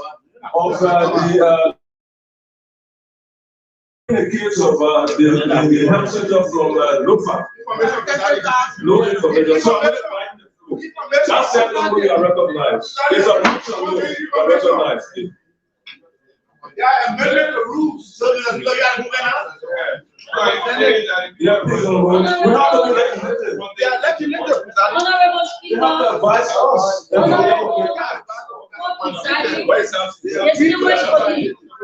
I will be ready to vote for the movement where you can accept this simple amendment that the motion that you made be made to carry, that the communication from Honorable Francis Dopo of Riverview County be sent to the Committee on Ways, Means and Finance for the committee to advise the bill.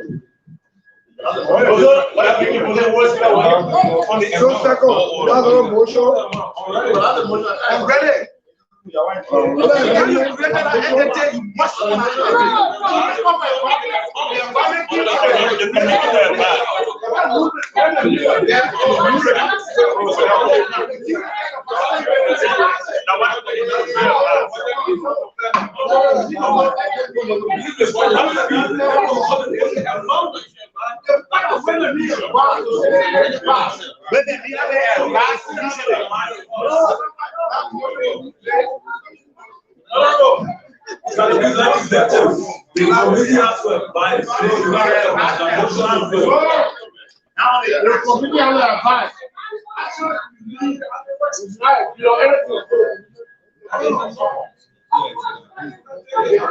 Mr. Mover, please go ahead.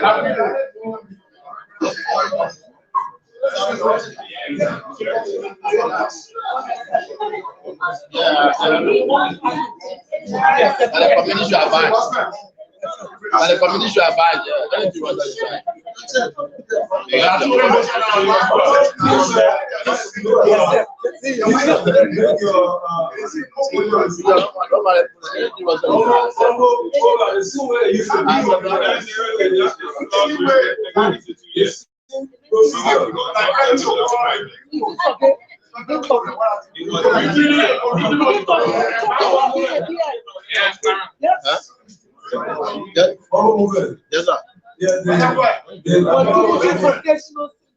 The amendment simply restored that emotion. So Already.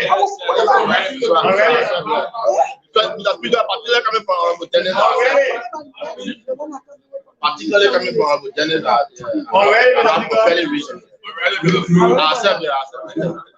Already. So, Already. police with this, Already.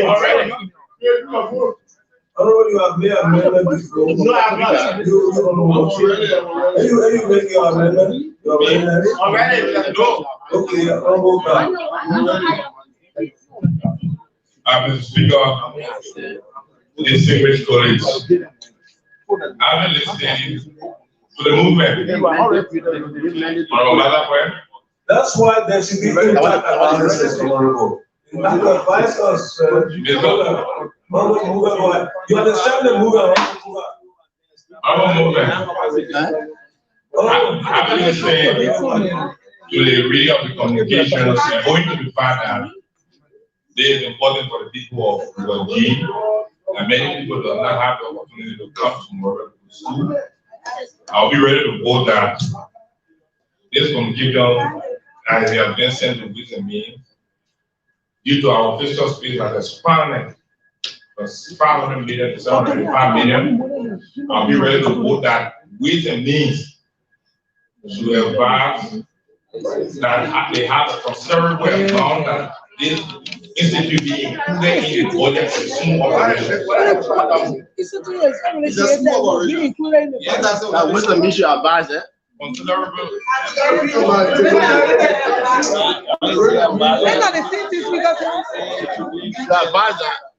Considerable amount that is being, they are not included at all, right? Already.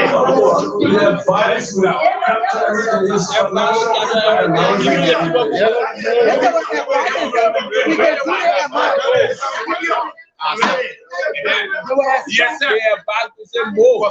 They are about to go above.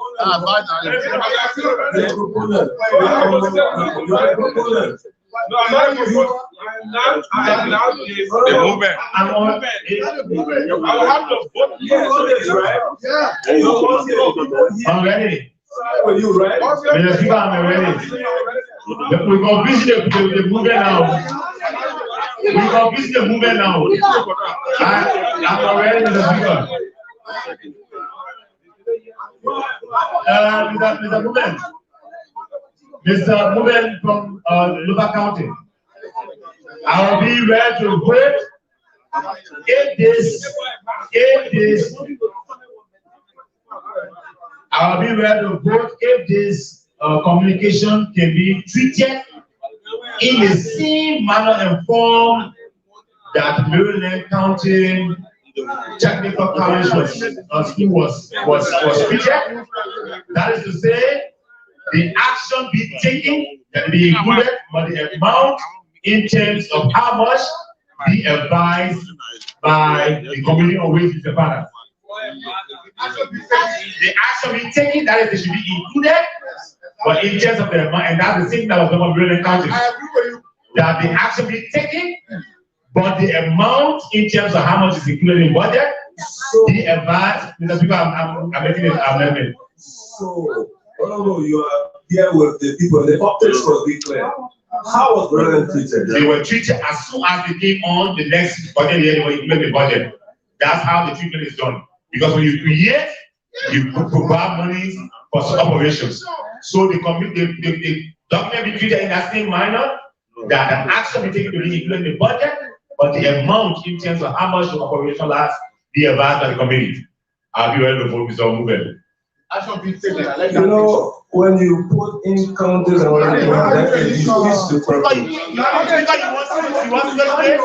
You want to add the stuff? I want to make sure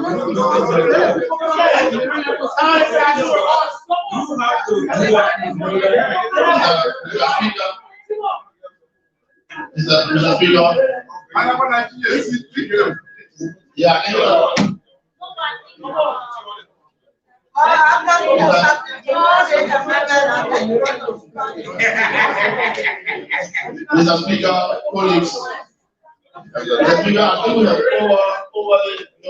and over again used the word advice. Advice, in my view, is inclusive. Advice, in my view, is inclusive.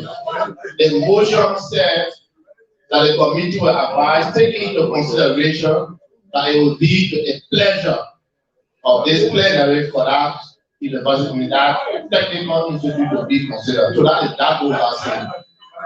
The committee will advise not because, not in any comparison to any political subdivision, but because the poor River G are important and they are citizens, so we treat them as citizens and not because another country will treat them. So on that basis, I accept that the people of River G are carrying on to this country are very, very critical, very, very important, and not because we want to compare to another political subdivision.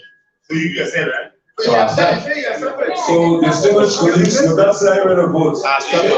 All those in favor, give them as in here. Yes. Thank you. Thank you for being long and docile.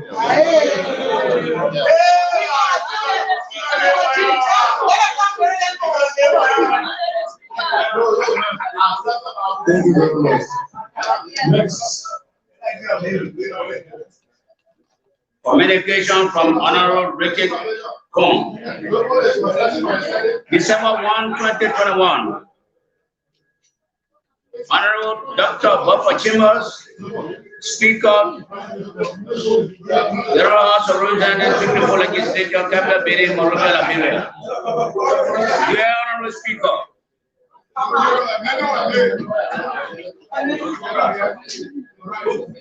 Honorable Speaker, Honorable Deputy Speaker, and esteemed colleagues, my intention for this communication is to enlighten this honorable body of the unfavorable contract that is SS Tax Stamp Supply Center, the contract that the Liberia Revenue Authority has allegedly awarded to a company with internationally corrupt reputation.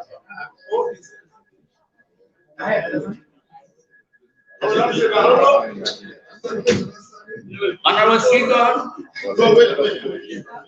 Honorable Deputy Speaker, my esteemed colleagues, before I dive into the credibility of this complaint, let me acknowledge this honorable body of the danger this contract poses to the Liberia economy.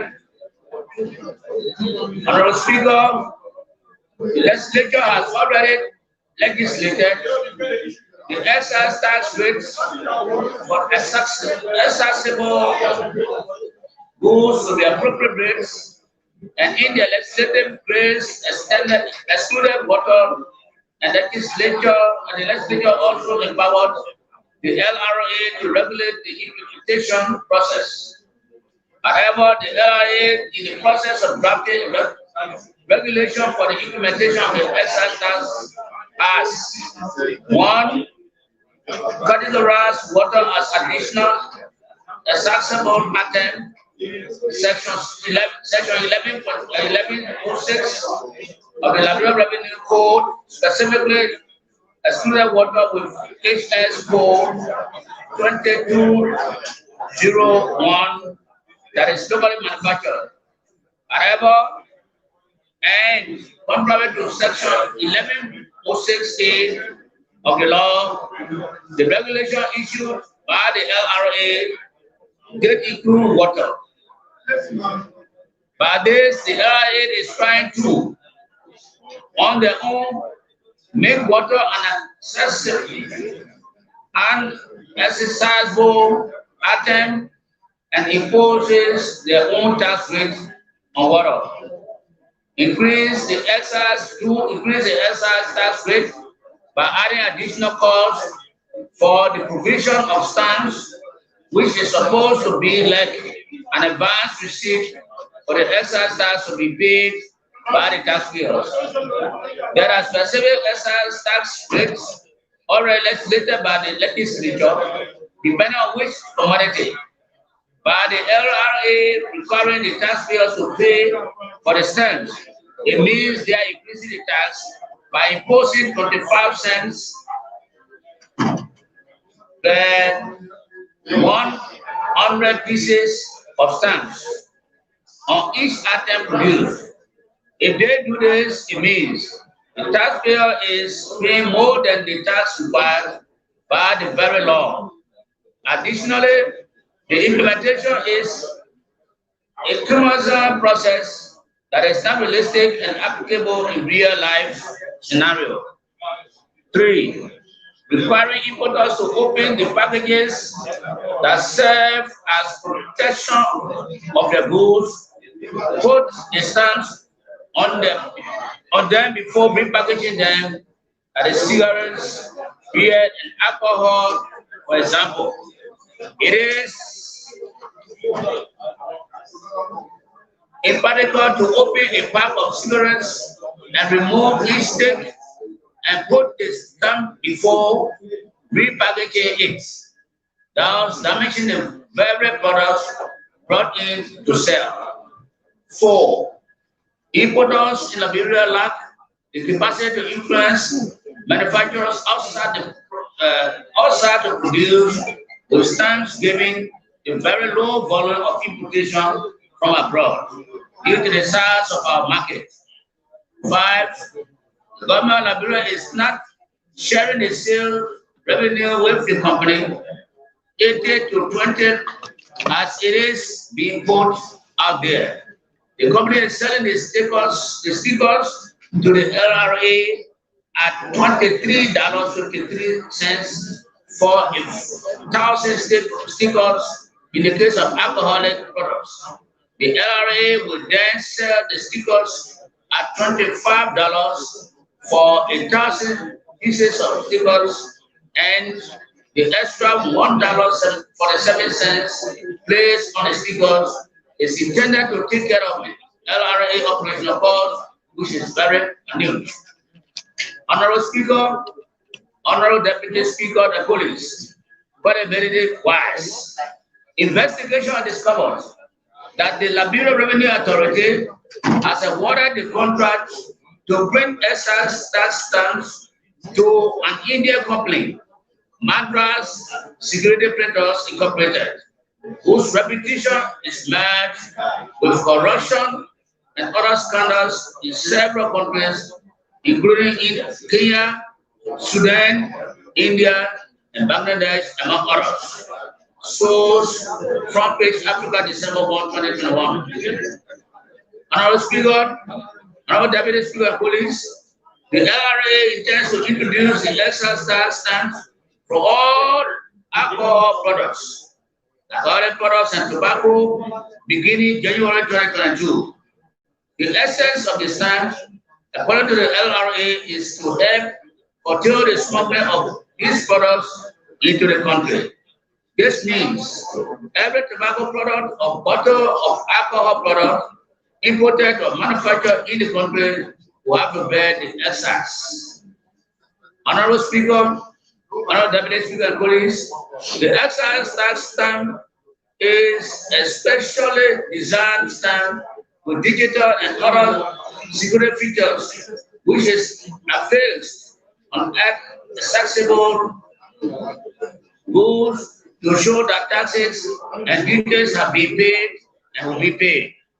The excise tax stamp is not a new tax. It is a means of identifying goods on which excise has been paid or will be paid. Honorable Speaker, Honorable Deputy Speaker of Police, Madara Security Printers competed with the likes of De La Rue, the company printing the stamps for the Ghana Revenue Authority, but according to the LRA, Madara offered the best prices during the bid. However, a Front Page Africa background check of the Madras security printers revealed that the company has a bad track record in various countries. It has operated providing several similar services. In 2018, Madras was accused by the Kenyan government of conniving in a scam with several conspirators to provide tax stamps, though they were the legitimate suppliers of the actual stamps. As a result, fake items such as fertilizers, sugar, and other products pass through into the hands of unsuspecting consumers affected with the fake stamps, leading to illness and even death. Another deputy speaker, police. In South Sudan, Madras security printers was accused of corrupt and corrosive behavior in 2020 with regard to their tax stamp program. The company is alleged to have pocketed millions of dollars in a scheme that has bankrupted the program that was supported by a loan from the African Development Bank of East Africa. Honorable Speaker, Honorable Deputy Speaker, Police. It is with similar idea that they have allotted less than 1% to the government of Liberia as per the cost sharing. The company was suspended and blacklisted in India, the country of origin, because of allegations in relation to the national RD5 program in which they were the legitimate supplier. There are numerous public accounts of illegal conduct by the company in this program, including selling of personal data. Honorable Speaker, Honorable Deputy Speaker, Honorable Police, as I anticipate your timely intervention, I do hereby recommend: 1, invitation should be extended to the Commissioner General, LRA, and Madras Security Printers Management for further clarification. 2, to halt the imputation of excise tax regime and ever continue to collect excise tax. 3, impose excise tax on only items listed under the excise tax section of the Revenue Code. And 4, the government of Liberia and LRA underwrite the cost or stand to alleviate potential cost burden or price increment on the consumers like in the case of Ghana. Avoid creating burden on our manufacturing sector and hardship on the Liberian people for the benefit of a private entity. Honorable Speaker, Honorable Deputy Speaker, Honorable Police, I do hereby submit. Yours sincerely, Honorable Richard Nagweku, Representative, District 11, Mosquito County. Thank you, sir. Thank you very much, Mr. Deputy. Esteemed Honorable Police, having heard the communication from Honorable Richard Nagweku, Representative, Mosquito County Electoral District number 11, informing the House of Representatives that conferable excise tax stamp supply contracts being executed that the LRA has allegedly awarded to certain company. What is your pleasure? Honorable Masakwa.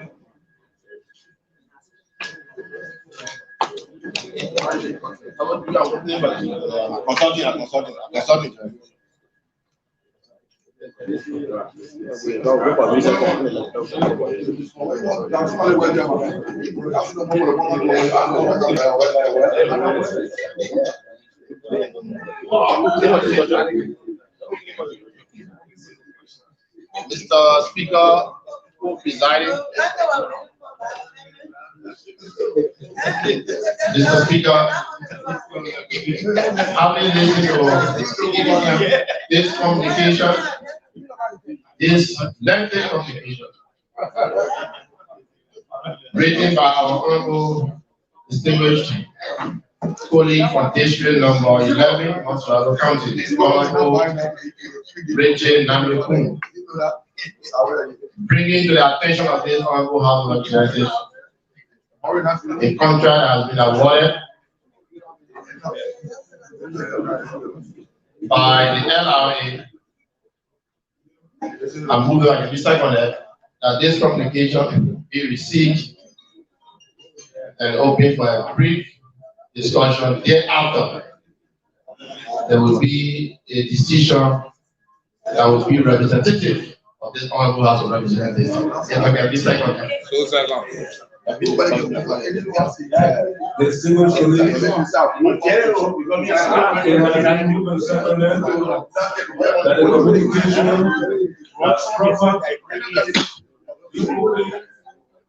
open for a brief discussion. That's the item report. All those in favor, let them know by saying against. So there's a proponent. Make it brief, please. Not more than 2 minutes.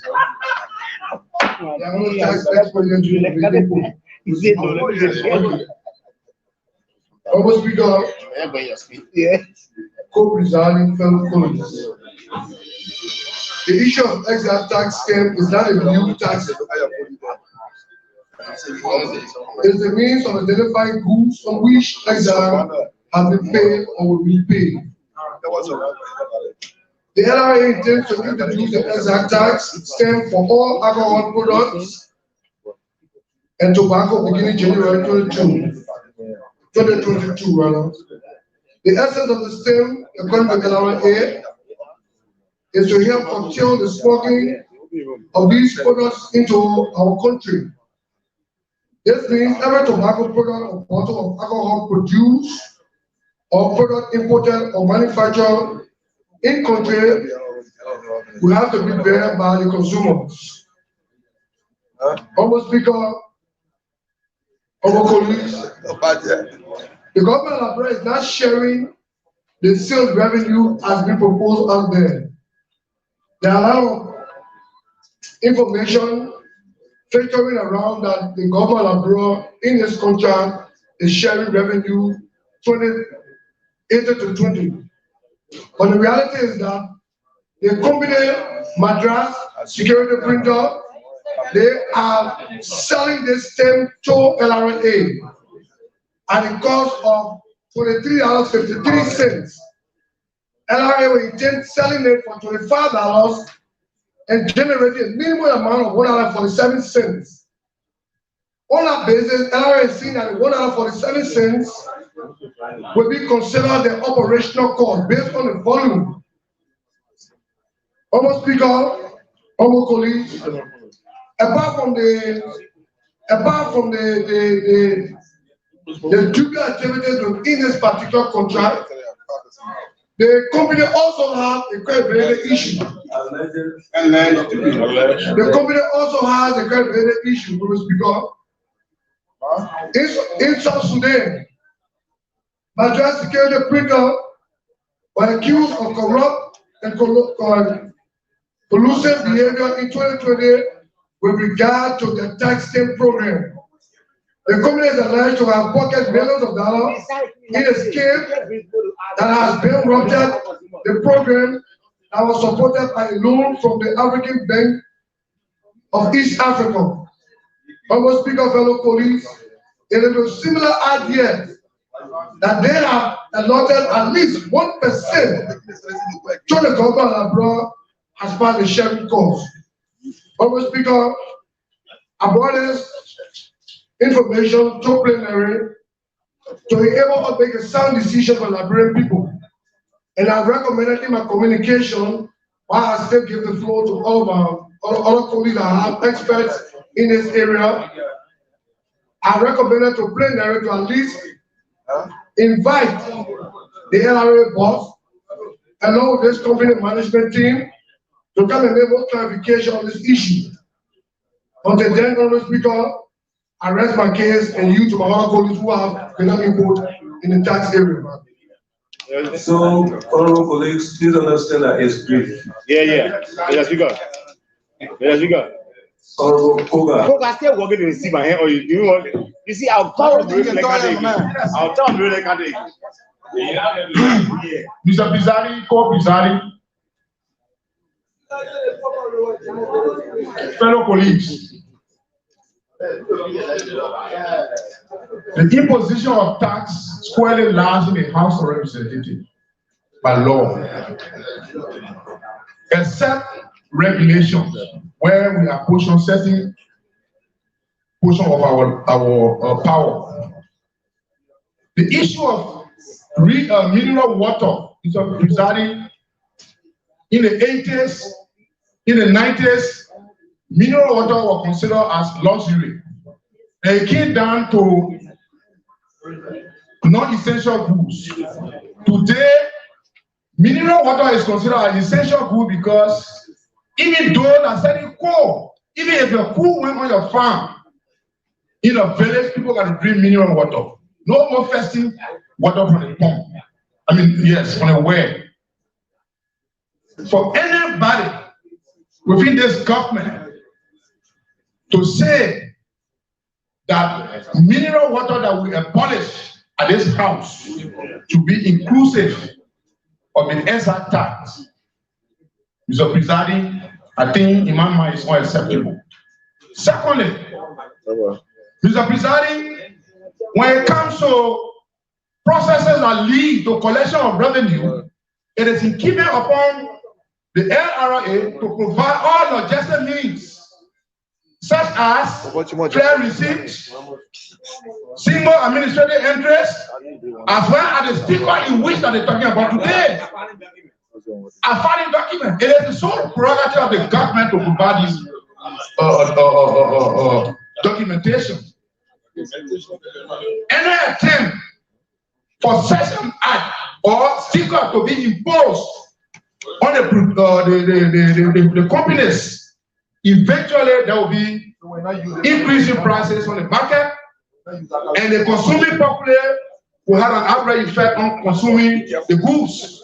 Mr. Presiding, it is in keeping upon the government to protect life and property. So as a people deputies, Mr. Presiding, if I'm opportune, so please conclude. To give me the opportunity to make a motion, Presiding, I said if. So we believe that every necessary step that leads to same entry, clear receipt, it is the liability of the government and your taxes based on requisite applied by this government. I so submit. Thank you. So, Honorable Sibo. Mass. Mr. Speaker, I'm not going to dwell with the issue raised by Honorable Cole in terms of the integrity of the institution concerned. My issue, Mr. Speaker, is an issue of compliance. And when people comply, it means that they have lived up to their obligation to Governor Liberia. No one pays extra because they have complied. We want the stamp is going to enhance revenue, but to charge the cost of the state, no matter how much the cost is, on someone who has complied, is not just additional tax, it's a means of being promoting, in my view, smuggling. Because it's an additional burden that he may want to evade. So, Mr. Speaker, not going to the details of the kind of company or the structure of their contract, it is just bad to allow any taxpayer to pay for a compliance material. It almost tells me that I am giving coupons, gas plate to use. But when I go to the pump, the guy at the pump tells me I'm paying him additional 2 cents for using the coupon he has given me. So whilst it's true that we are happy with the revenue authority to bring in stamps that will enhance compliance, it does not make sense in any way from tax administration perspective to tax people for being compliant. So again, I want to rest because you said we should be brief, but it is important for us to take this very seriously because our people, we cannot continue to add tax upon tax upon tax on Liberian people who are already in a very tough position. Thank you, Mr. Speaker. Thank you. The Honorable Masakwe. Yes. Thank you. Mr. Speaker, co-presiding, distinguished colleagues, I want to say thank you to my colleagues from Motorado County for flagging this issue. Mr. Speaker, I've been listening to two of my colleagues and the provenance of this communication. They have drawn some attention to me. Mr. Speaker, if you look at the contracts that were awarded to the institution in Liberia, in Kenya, the same institution awarded. Are you telling me that contract being awarded? Yes. Mr. Speaker, Mr. Speaker, in Kenya, Midland Security contract were awarded for $3.19 for 1,000 pieces of stamp. And in Liberia, the same quantity was awarded to them for $25, $23, and will be sold for $25. Mr. Speaker, like Honorable Sibo said, compliance issues is an administrative issue by government. And the tip that the importer, the producer, incur these expenses, it has a trickle-down effect on the prices of the commodity. And at the end of the day, the consumer will pay this amount. If we say introducing extra stamp for the purpose of a voice slogan, if I'm to pay higher and the consumer complains, their purchasing power reduces. It means you are creating room for people to bring those same goods on the market for a cheaper price. Mr. Speaker, that is going to be able to take seed of this matter and ensure, since the budget is before us, that this amount being strong in the budget, that it becomes an administrative cost for LRA to purchase these stamps as a regulation for the businesses. Because if we buy fuel, we pay an SP for fuel, they print their coupon and send it to us. We cannot pay for the paper they use to print coupon. If you go and file for taxes, the document used for tax return, you cannot pay for it. If you want to pay taxes, the receipt given, you cannot pay extra for the receipt. So if this burden is shipped on the importer, the consumers feel it. At the end of the day, the common people in where I come to give you a call in my country, we start to complain a few days from now. So thank you, Mr. Speaker. Thank you. Yeah, that's it. Please come forward.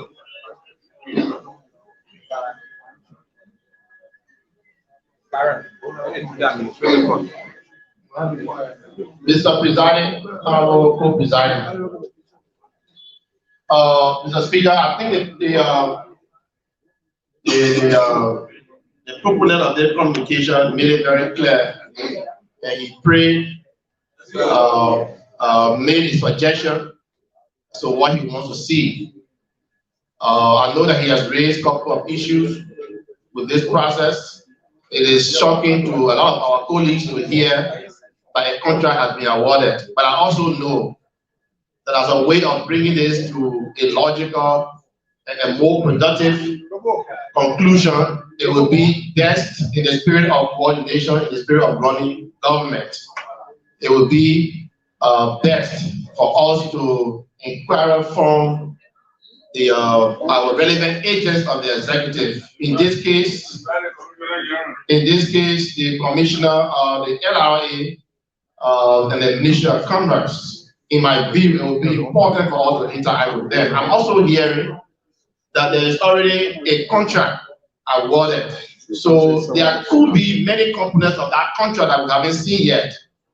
So I will suggest, if you allow me, Mr. Presiding, that we have our relevant committees here on commerce. We have our committees on contracts. Is it award of contract in my view and in the view of the law? It's not just commercial, it's not just commerce related. Even the processes that led to the award of this contract should be looked at.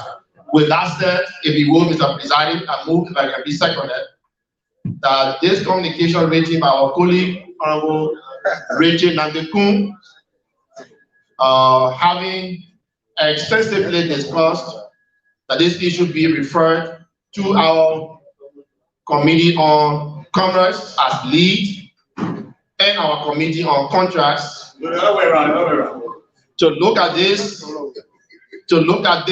and report to plenary because of the importance and the burden that is alleged being put on the heads of our citizens. That this joint committee report to this plenary in 1 week, Mr. Speaker, if I can be seconded. Yeah,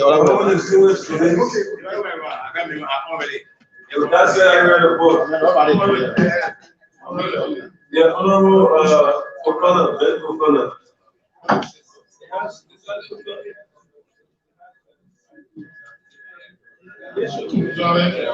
Darling police. Moment.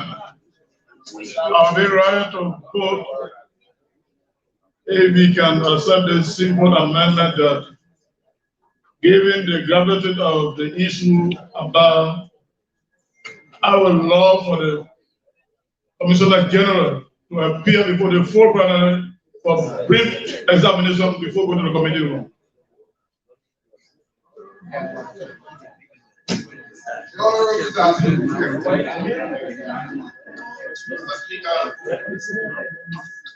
First time I entered the legislature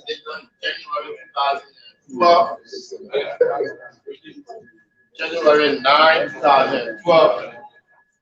I was privileged to have been inducted alongside with a very experienced public administrator and financial expert, whom I owe a lot of respect. Ben Fofana of my GB District 4 / Cape Mount.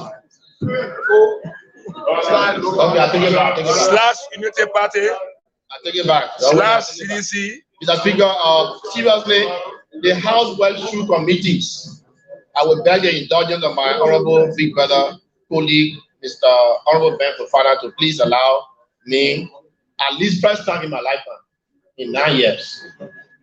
In 9 years. It is with heavy heart.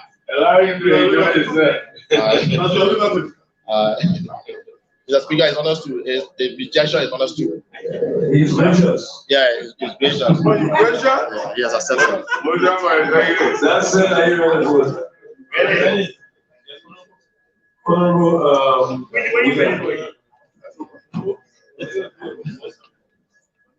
to the movement, considering the nature of this communication, we strongly point out security implication. I will be ready to vote when you to include the committee on security. That is a very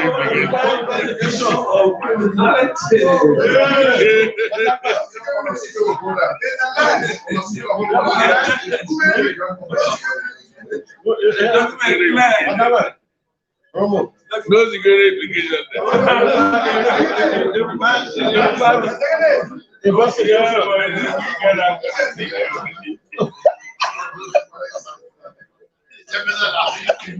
No, Mr. Movement, they got rid of the laptop.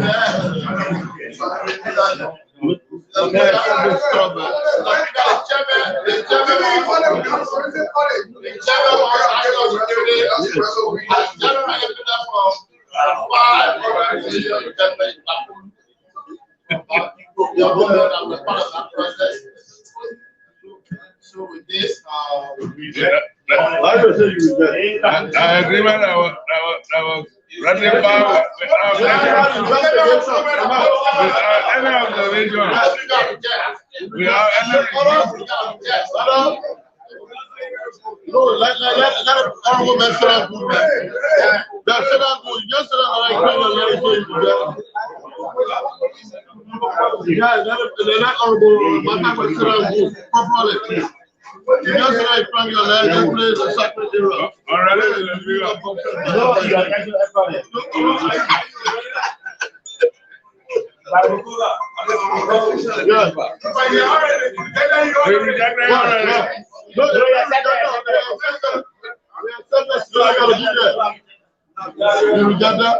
already.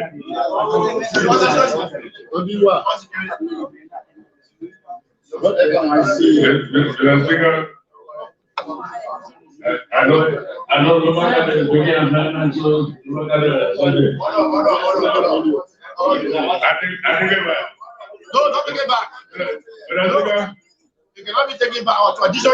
Providing the sewage going. Better than rejecting it. Everyone will look back at the issue here and you play with it. I'll be ready to vote. Only is the movement and that is single amendment, and that is the movement. The whole issue around here is centered around the whole issue is centered around contract. It is the signing of the contract that brought about the first issue. And so I will amend your vote as a committee on contract and public procurement with the lead of the agreed.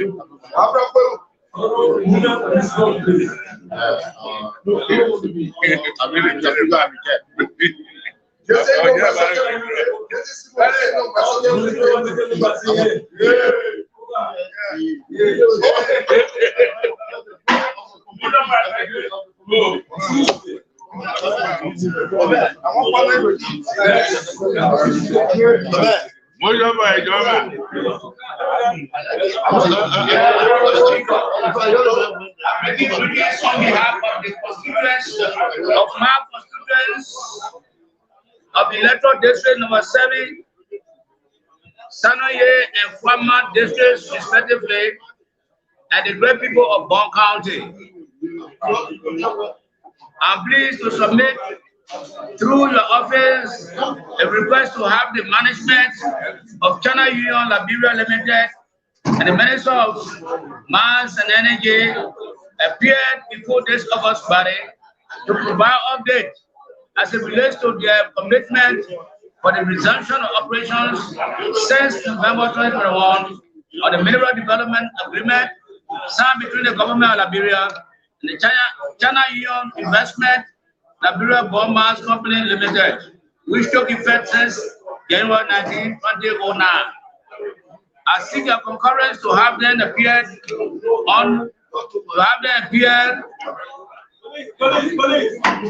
to show reasons, if there's any, why they have not been able to resume operation as per their commitment letter. It will also be important for the two officers to inform this August body whether China Union Mining Company Limited is available and still interested in resuming operations of the production areas as stipulated in the Mineral Development Agreement. Mr. Speaker and distinguished colleagues, it is now 7 years since the company ceased operation in 2014 during the Ebola pandemic in Liberia, and nothing has been heard of the company, and its operation in Bong, Moswara, and Mangibi counties. 7 years is a substantial period of 25 years contract to be left in suspense with the state of clearly outlined social development projects and contributions to project affected counties on demand. Since the company ceased operation in 2014, the people of Bong, Moswara, and Mangibi counties have not been able to be paid their social development contributions now and up to months.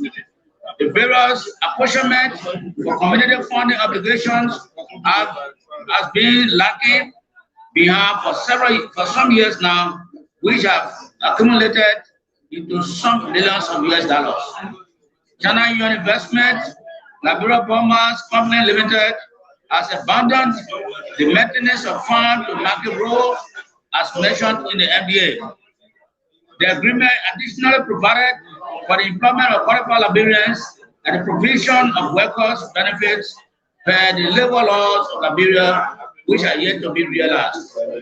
These development priorities are consistent with those of our government and the administration of His Excellency Dr. George Manabuya, President of the Republic of Liberia. Thank you, and I seek your indulgence to have these two officials appear to provide updates on the unnecessary delay in resuming the operations. Kind regards, Honorable Joseph Papakula, Representative and Chairman, Bong Legislative Caucus, Bong County, Republic of Liberia. Thank you, sir.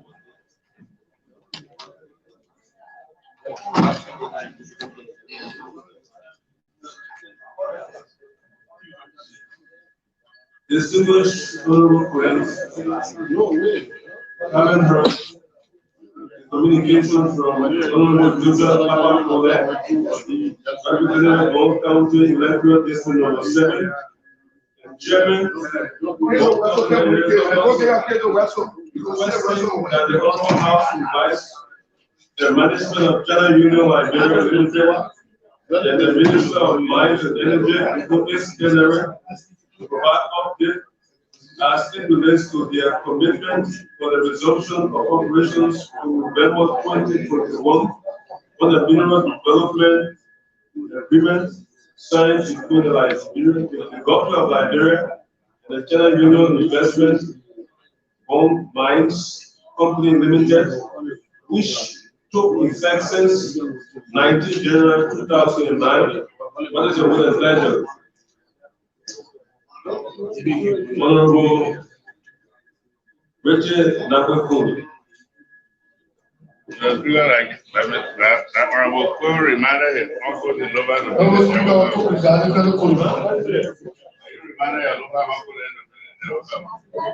I move the second communication written by our colleague from Bong County, that the request for the honorable may be honored by inviting those witnesses on next week Thursday to make some clarity on the allegation leveled against them.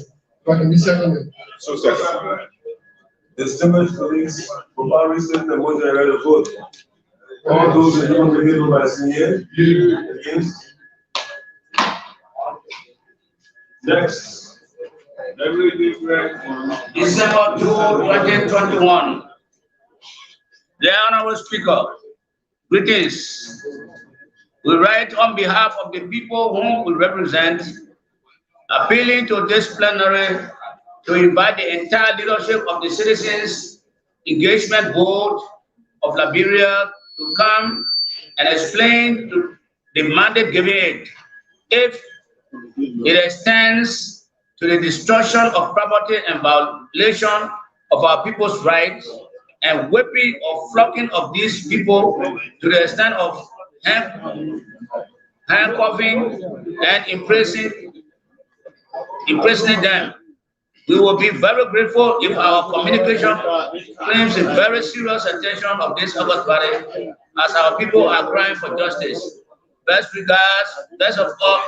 regards, sincerely yours, Honorable Solomon C. George, Representative District Number 7, Mosquero County.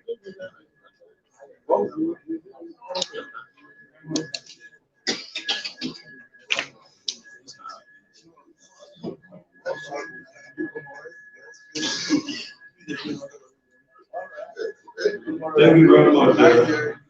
Esteemed colleagues, having heard other. Where will you look yourself, Reverend William?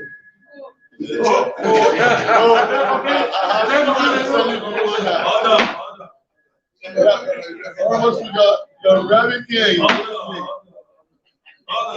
So if you attack me, I have a dimension.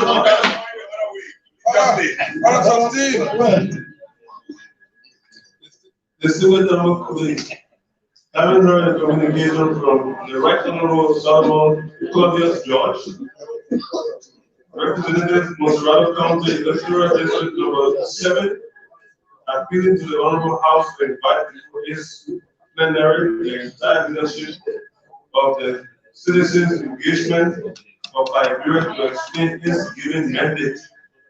What is your word and pleasure? Inquiry. No inquiry. Honorable General and motion. Yeah. Sure, you want me to make it?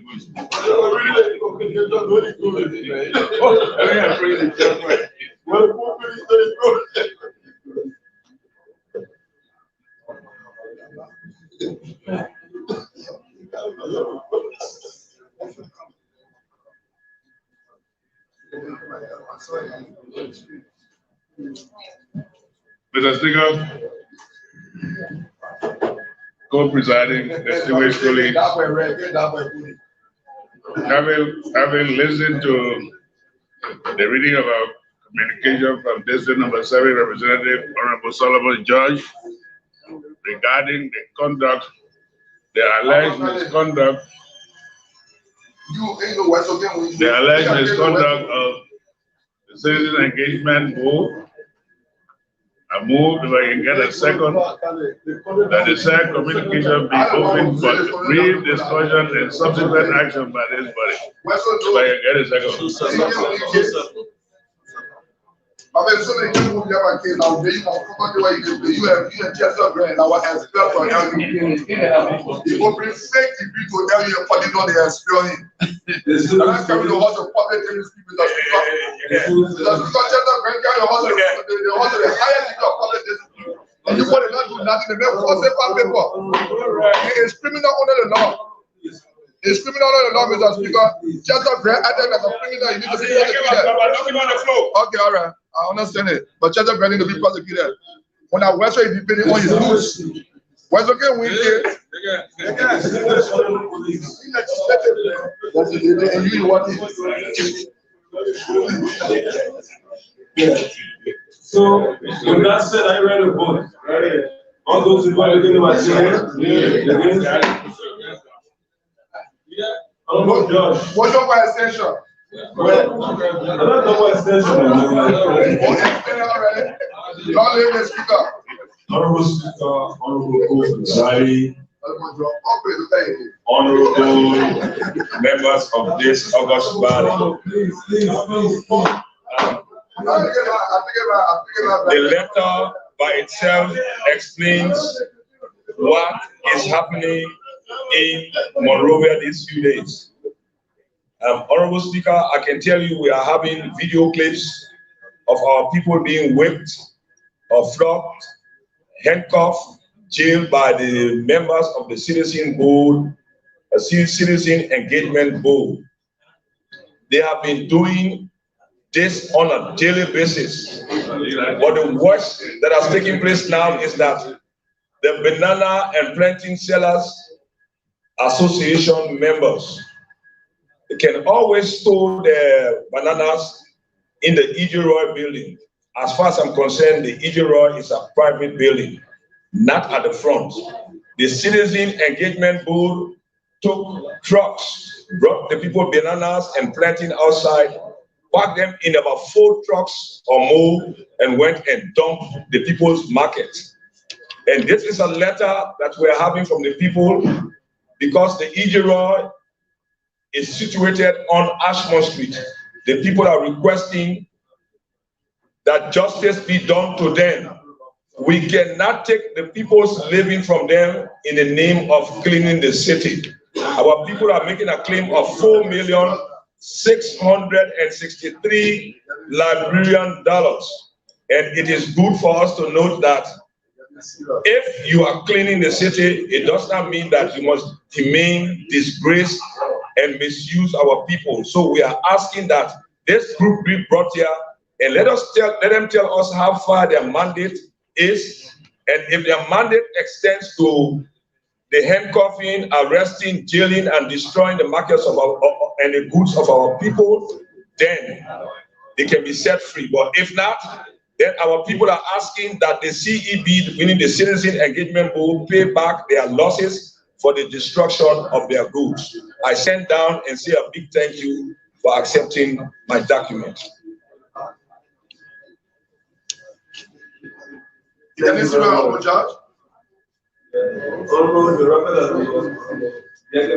Yeah, almost speaker, fellow colleagues. Almost speaker, honorable co-presiding veteran fighter, fellow colleagues. You know, let me agree with Honorable George. A week ago, I wrote a communication I will send for Honorable Mary Broad to know her terms of reference, so we can understand how she's going to operate. And here it has come that people have been affected. Honorable Speaker, this is very serious. Our people, when our people be embarrassed, that means we are embarrassed. We are here to represent the interests of our people. Not everybody will have to come from the federal district to come here. You know, we got 73 lawmakers. We come to represent our people. So, Honorable Speaker, fellow colleagues, let me join Honorable George in pushing his communication. Same mind did not come. We can push his because we all in line with the same thing. So we can send for Honorable God or whosoever responsible, so they can show cause why our people have been treated, because it's an allegation. So they can show cause why our people have been treated the way they have been treated by the institution or the party in question. Thank you. Thank you. No, you don't.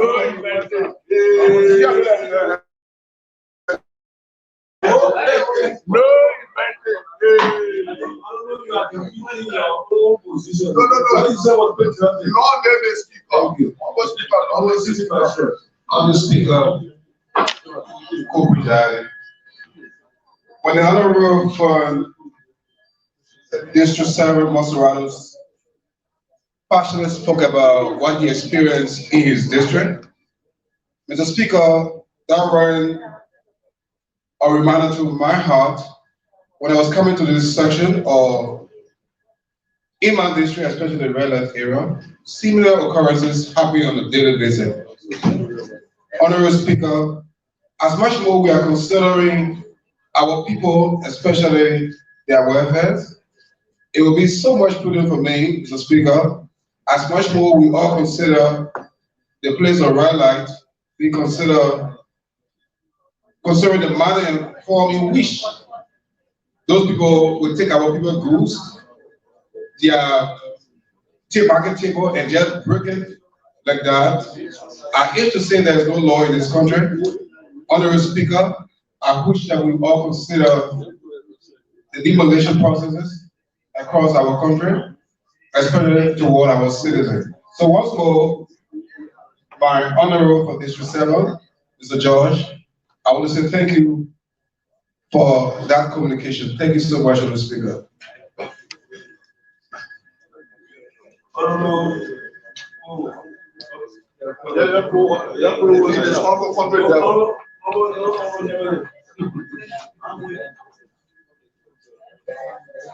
Mr. Speaker, co-presiding, distinguished ladies and gentlemen. Mr. Speaker, on a serious note, I shed tears being a son of parents from the agricultural background. Yeah. When I saw the truck line up, I have the video on my phone. And about 4 to 5 tons, metric tons of banana and plenty being loaded on specified number of trucks. I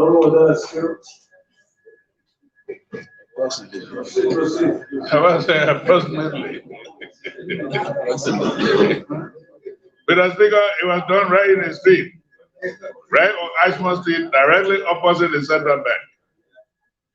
The truck moved, the back part of it further down the hill. These things were not in a clear view of the public, but rather they must have been. I assume they were in some warehouse. If for any reason that the city cleaners deem it unfit to have these things stored there, I think our people shall given a mandate, shall given a period to remove and relocate their market. But to take food that we all fighting to generate, to cultivate, we're fighting to feed ourselves. Our roads are ugly, yet these people go beyond the suffering they go through to bring food to town. And we have people assigned by government to load trucks of such food and go dump them in the mud somewhere else, destroy it. I think it's a serious human violation. While it is true that these people, the affected citizens, could take the actors to court, it is necessary if it is confirmed, because I have no confirmation that government has constituted any group called Citizens Engagement Board. If this is a functionary of government or a sub-functionary of government, Mr. Speaker, then we need to bring them under our authority to question what led to their action. It's pathetic, it's unbecoming, it's unacceptable for our people. I shed tears when I saw the video, Mr. Speaker, and I'm sure you shed tears, Mr. Speaker, when you see the video and performance of those, and the action, you see the action we're talking about. That's gross disrespect, gross disregard for human rights. Thank you, Mr. Speaker. Thank you very much. Well, discussing on this.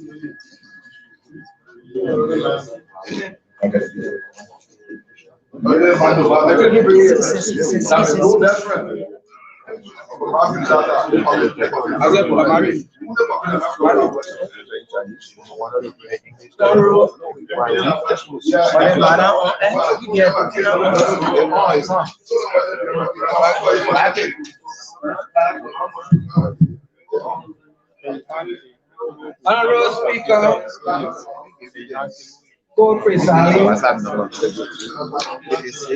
from the LMA background, and we know that bringing those groups in the city is not an easy task. I thank you, Honorable Solomon George, but not only in your area, it is all over in Liberia now that any market we pay for, we put it right on the street. The police will take it away, carry it and burn it.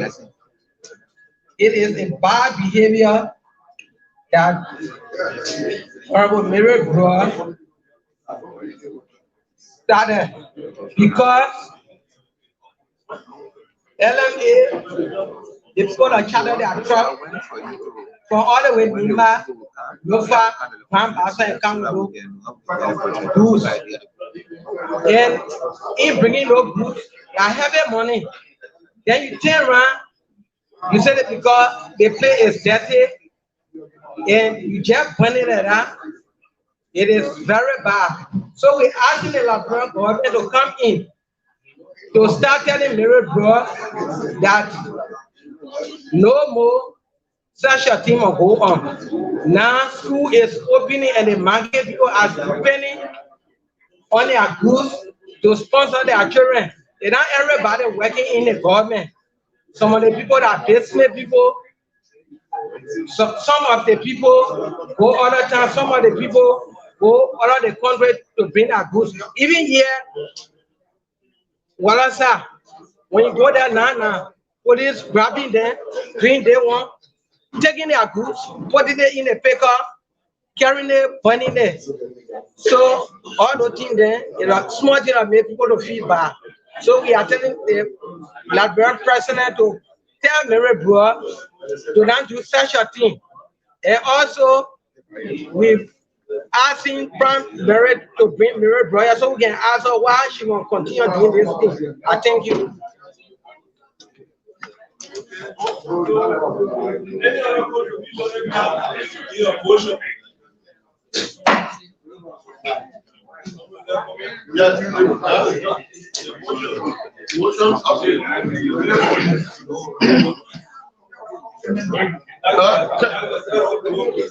Thank you very much, Honorable Speaker, for presiding. I've been listening to our various speaker, communication emanating from Honorable George's office. I believe that we have 3 branches of government here. We coordinate. And on that note, if I can receive a second, I move that this particular communication should be received and turned over to the leadership to discuss on this matter. If I will receive a second.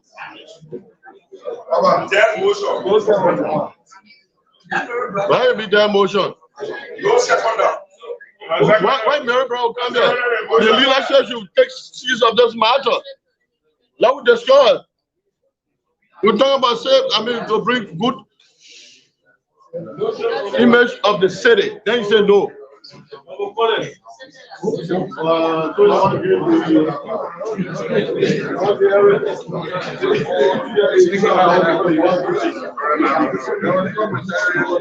So Speaker, fellow police, as we have observed the circumstances involved of Mary Bro actions toward our citizens, I am part and parcel of our police district 7 that let Mary Bro be brought in primary and explain to us her function,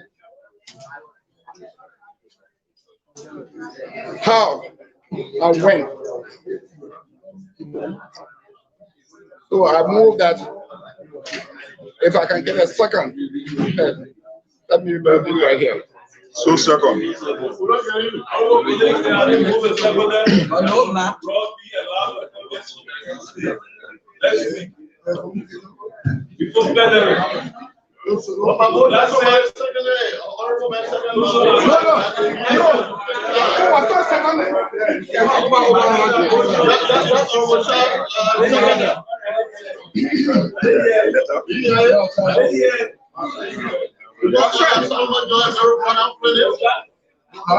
That's not the issue.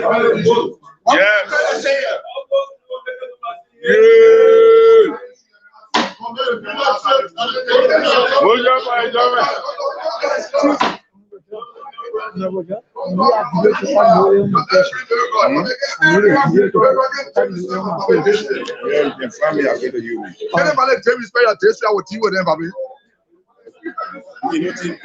So folks, this is it right here, 2A Radio. That's how we come to the end of today, the 13th day section of the House of Representatives in Liberia. I've been your correspondent for 2A Radio TV, Shadrach Destiny. Until then, bye-bye. Let's see whether we can get Honorable Yakia Kwaluba's statement. Honorable Yakia want to make some official statement to the press. Explain why they took arms and ammunition on the No, we saw our brother being brutalized by the National Police. So I think it's about time, we put a checkpoint, to erect a checkpoint to the kind of issue. Because I don't think it's necessary for the National Police to carry arms on a school campus. Not only the university campus, on a school campus, where we have our brothers and our sisters go to learn. And when it was all on social media yesterday, you saw the police carrying live arms on every campus. I think it's wrong.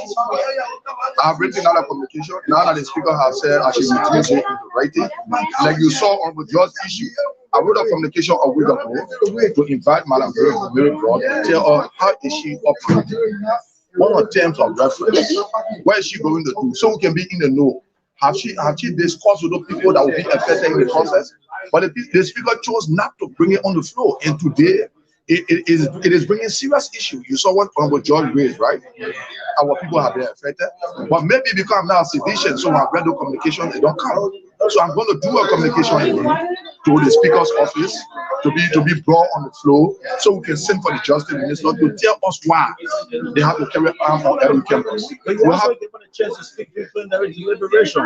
That is, your concern was heard. No, my concern was not considered. You saw it, it was denied. So I'm going to do a formal communication like I always does. Let me reduce it into writing. Let it come before the speaker's office. Don't see what happens again. The communication will be brought tomorrow. My office will bring the communication and deliver it to the speaker's office. The justice minister need to tell us why they have to carry arm on every campus. They are not to carry arm on. But what about students who block the rule, violating the rights of others? Look, there was something that brought it up. When you try to do investigation, what caused the student to come on the road? Okay, you took the students from the road. Why go into the campus again to run behind them with arms? Because they were stolen the police. They were stolen the police. Did you see the tape? The police moved in. The police moved into the campus. They had no right to do that. They had no right to do that. Look, if this country go by, it is a House of Representatives because we are not doing our work. Our job is to check on everything the executive does. And that's my job. That's my oversight. Honorable Kwaluba, if you are saying that the House is not performing, meaning that they should vote out of you out comes 2023. If the Lebron can do that, I'll be very happy because I believe what we are doing here is not. It's not in their interest. Including Representative Kwaluba, I'm not taking myself off because if the country go by, it is the House. We got the authority. The House have the authority. Even the executive. Are we exercising that? I said no. Maybe because some of us have reconciled ourselves with the executive, and that what we are pursuing. Some of your colleagues are saying you're a serious distraction to Queen Mary. Serious distraction? Yeah, but at least I can talk. At least I can distract. Have some of my colleagues done that before? Some of us have been here saying 4 years. We have not made any input. We have not said anything. At least I'm distracted. But have they distracted anything before? Look. When you try to push your interest on the Liberian police, say you're distracting. Look, watch a tape. Go back to Ellen Day. You saw our speaker when he was not speaker at the time. When there was a situation on the LU campus, the speaker now went there when he was the speaker of Boba Chima. It's all on social media. I even saw him assaulting the police officer because that time we wanted the people vote. He wanted the LU student vote. But today, we wait to see that the communication comes. Anything else, sir? I think my communication will be respected. Thank you very much. Thank you so much. Thank you. You're welcome. Hey.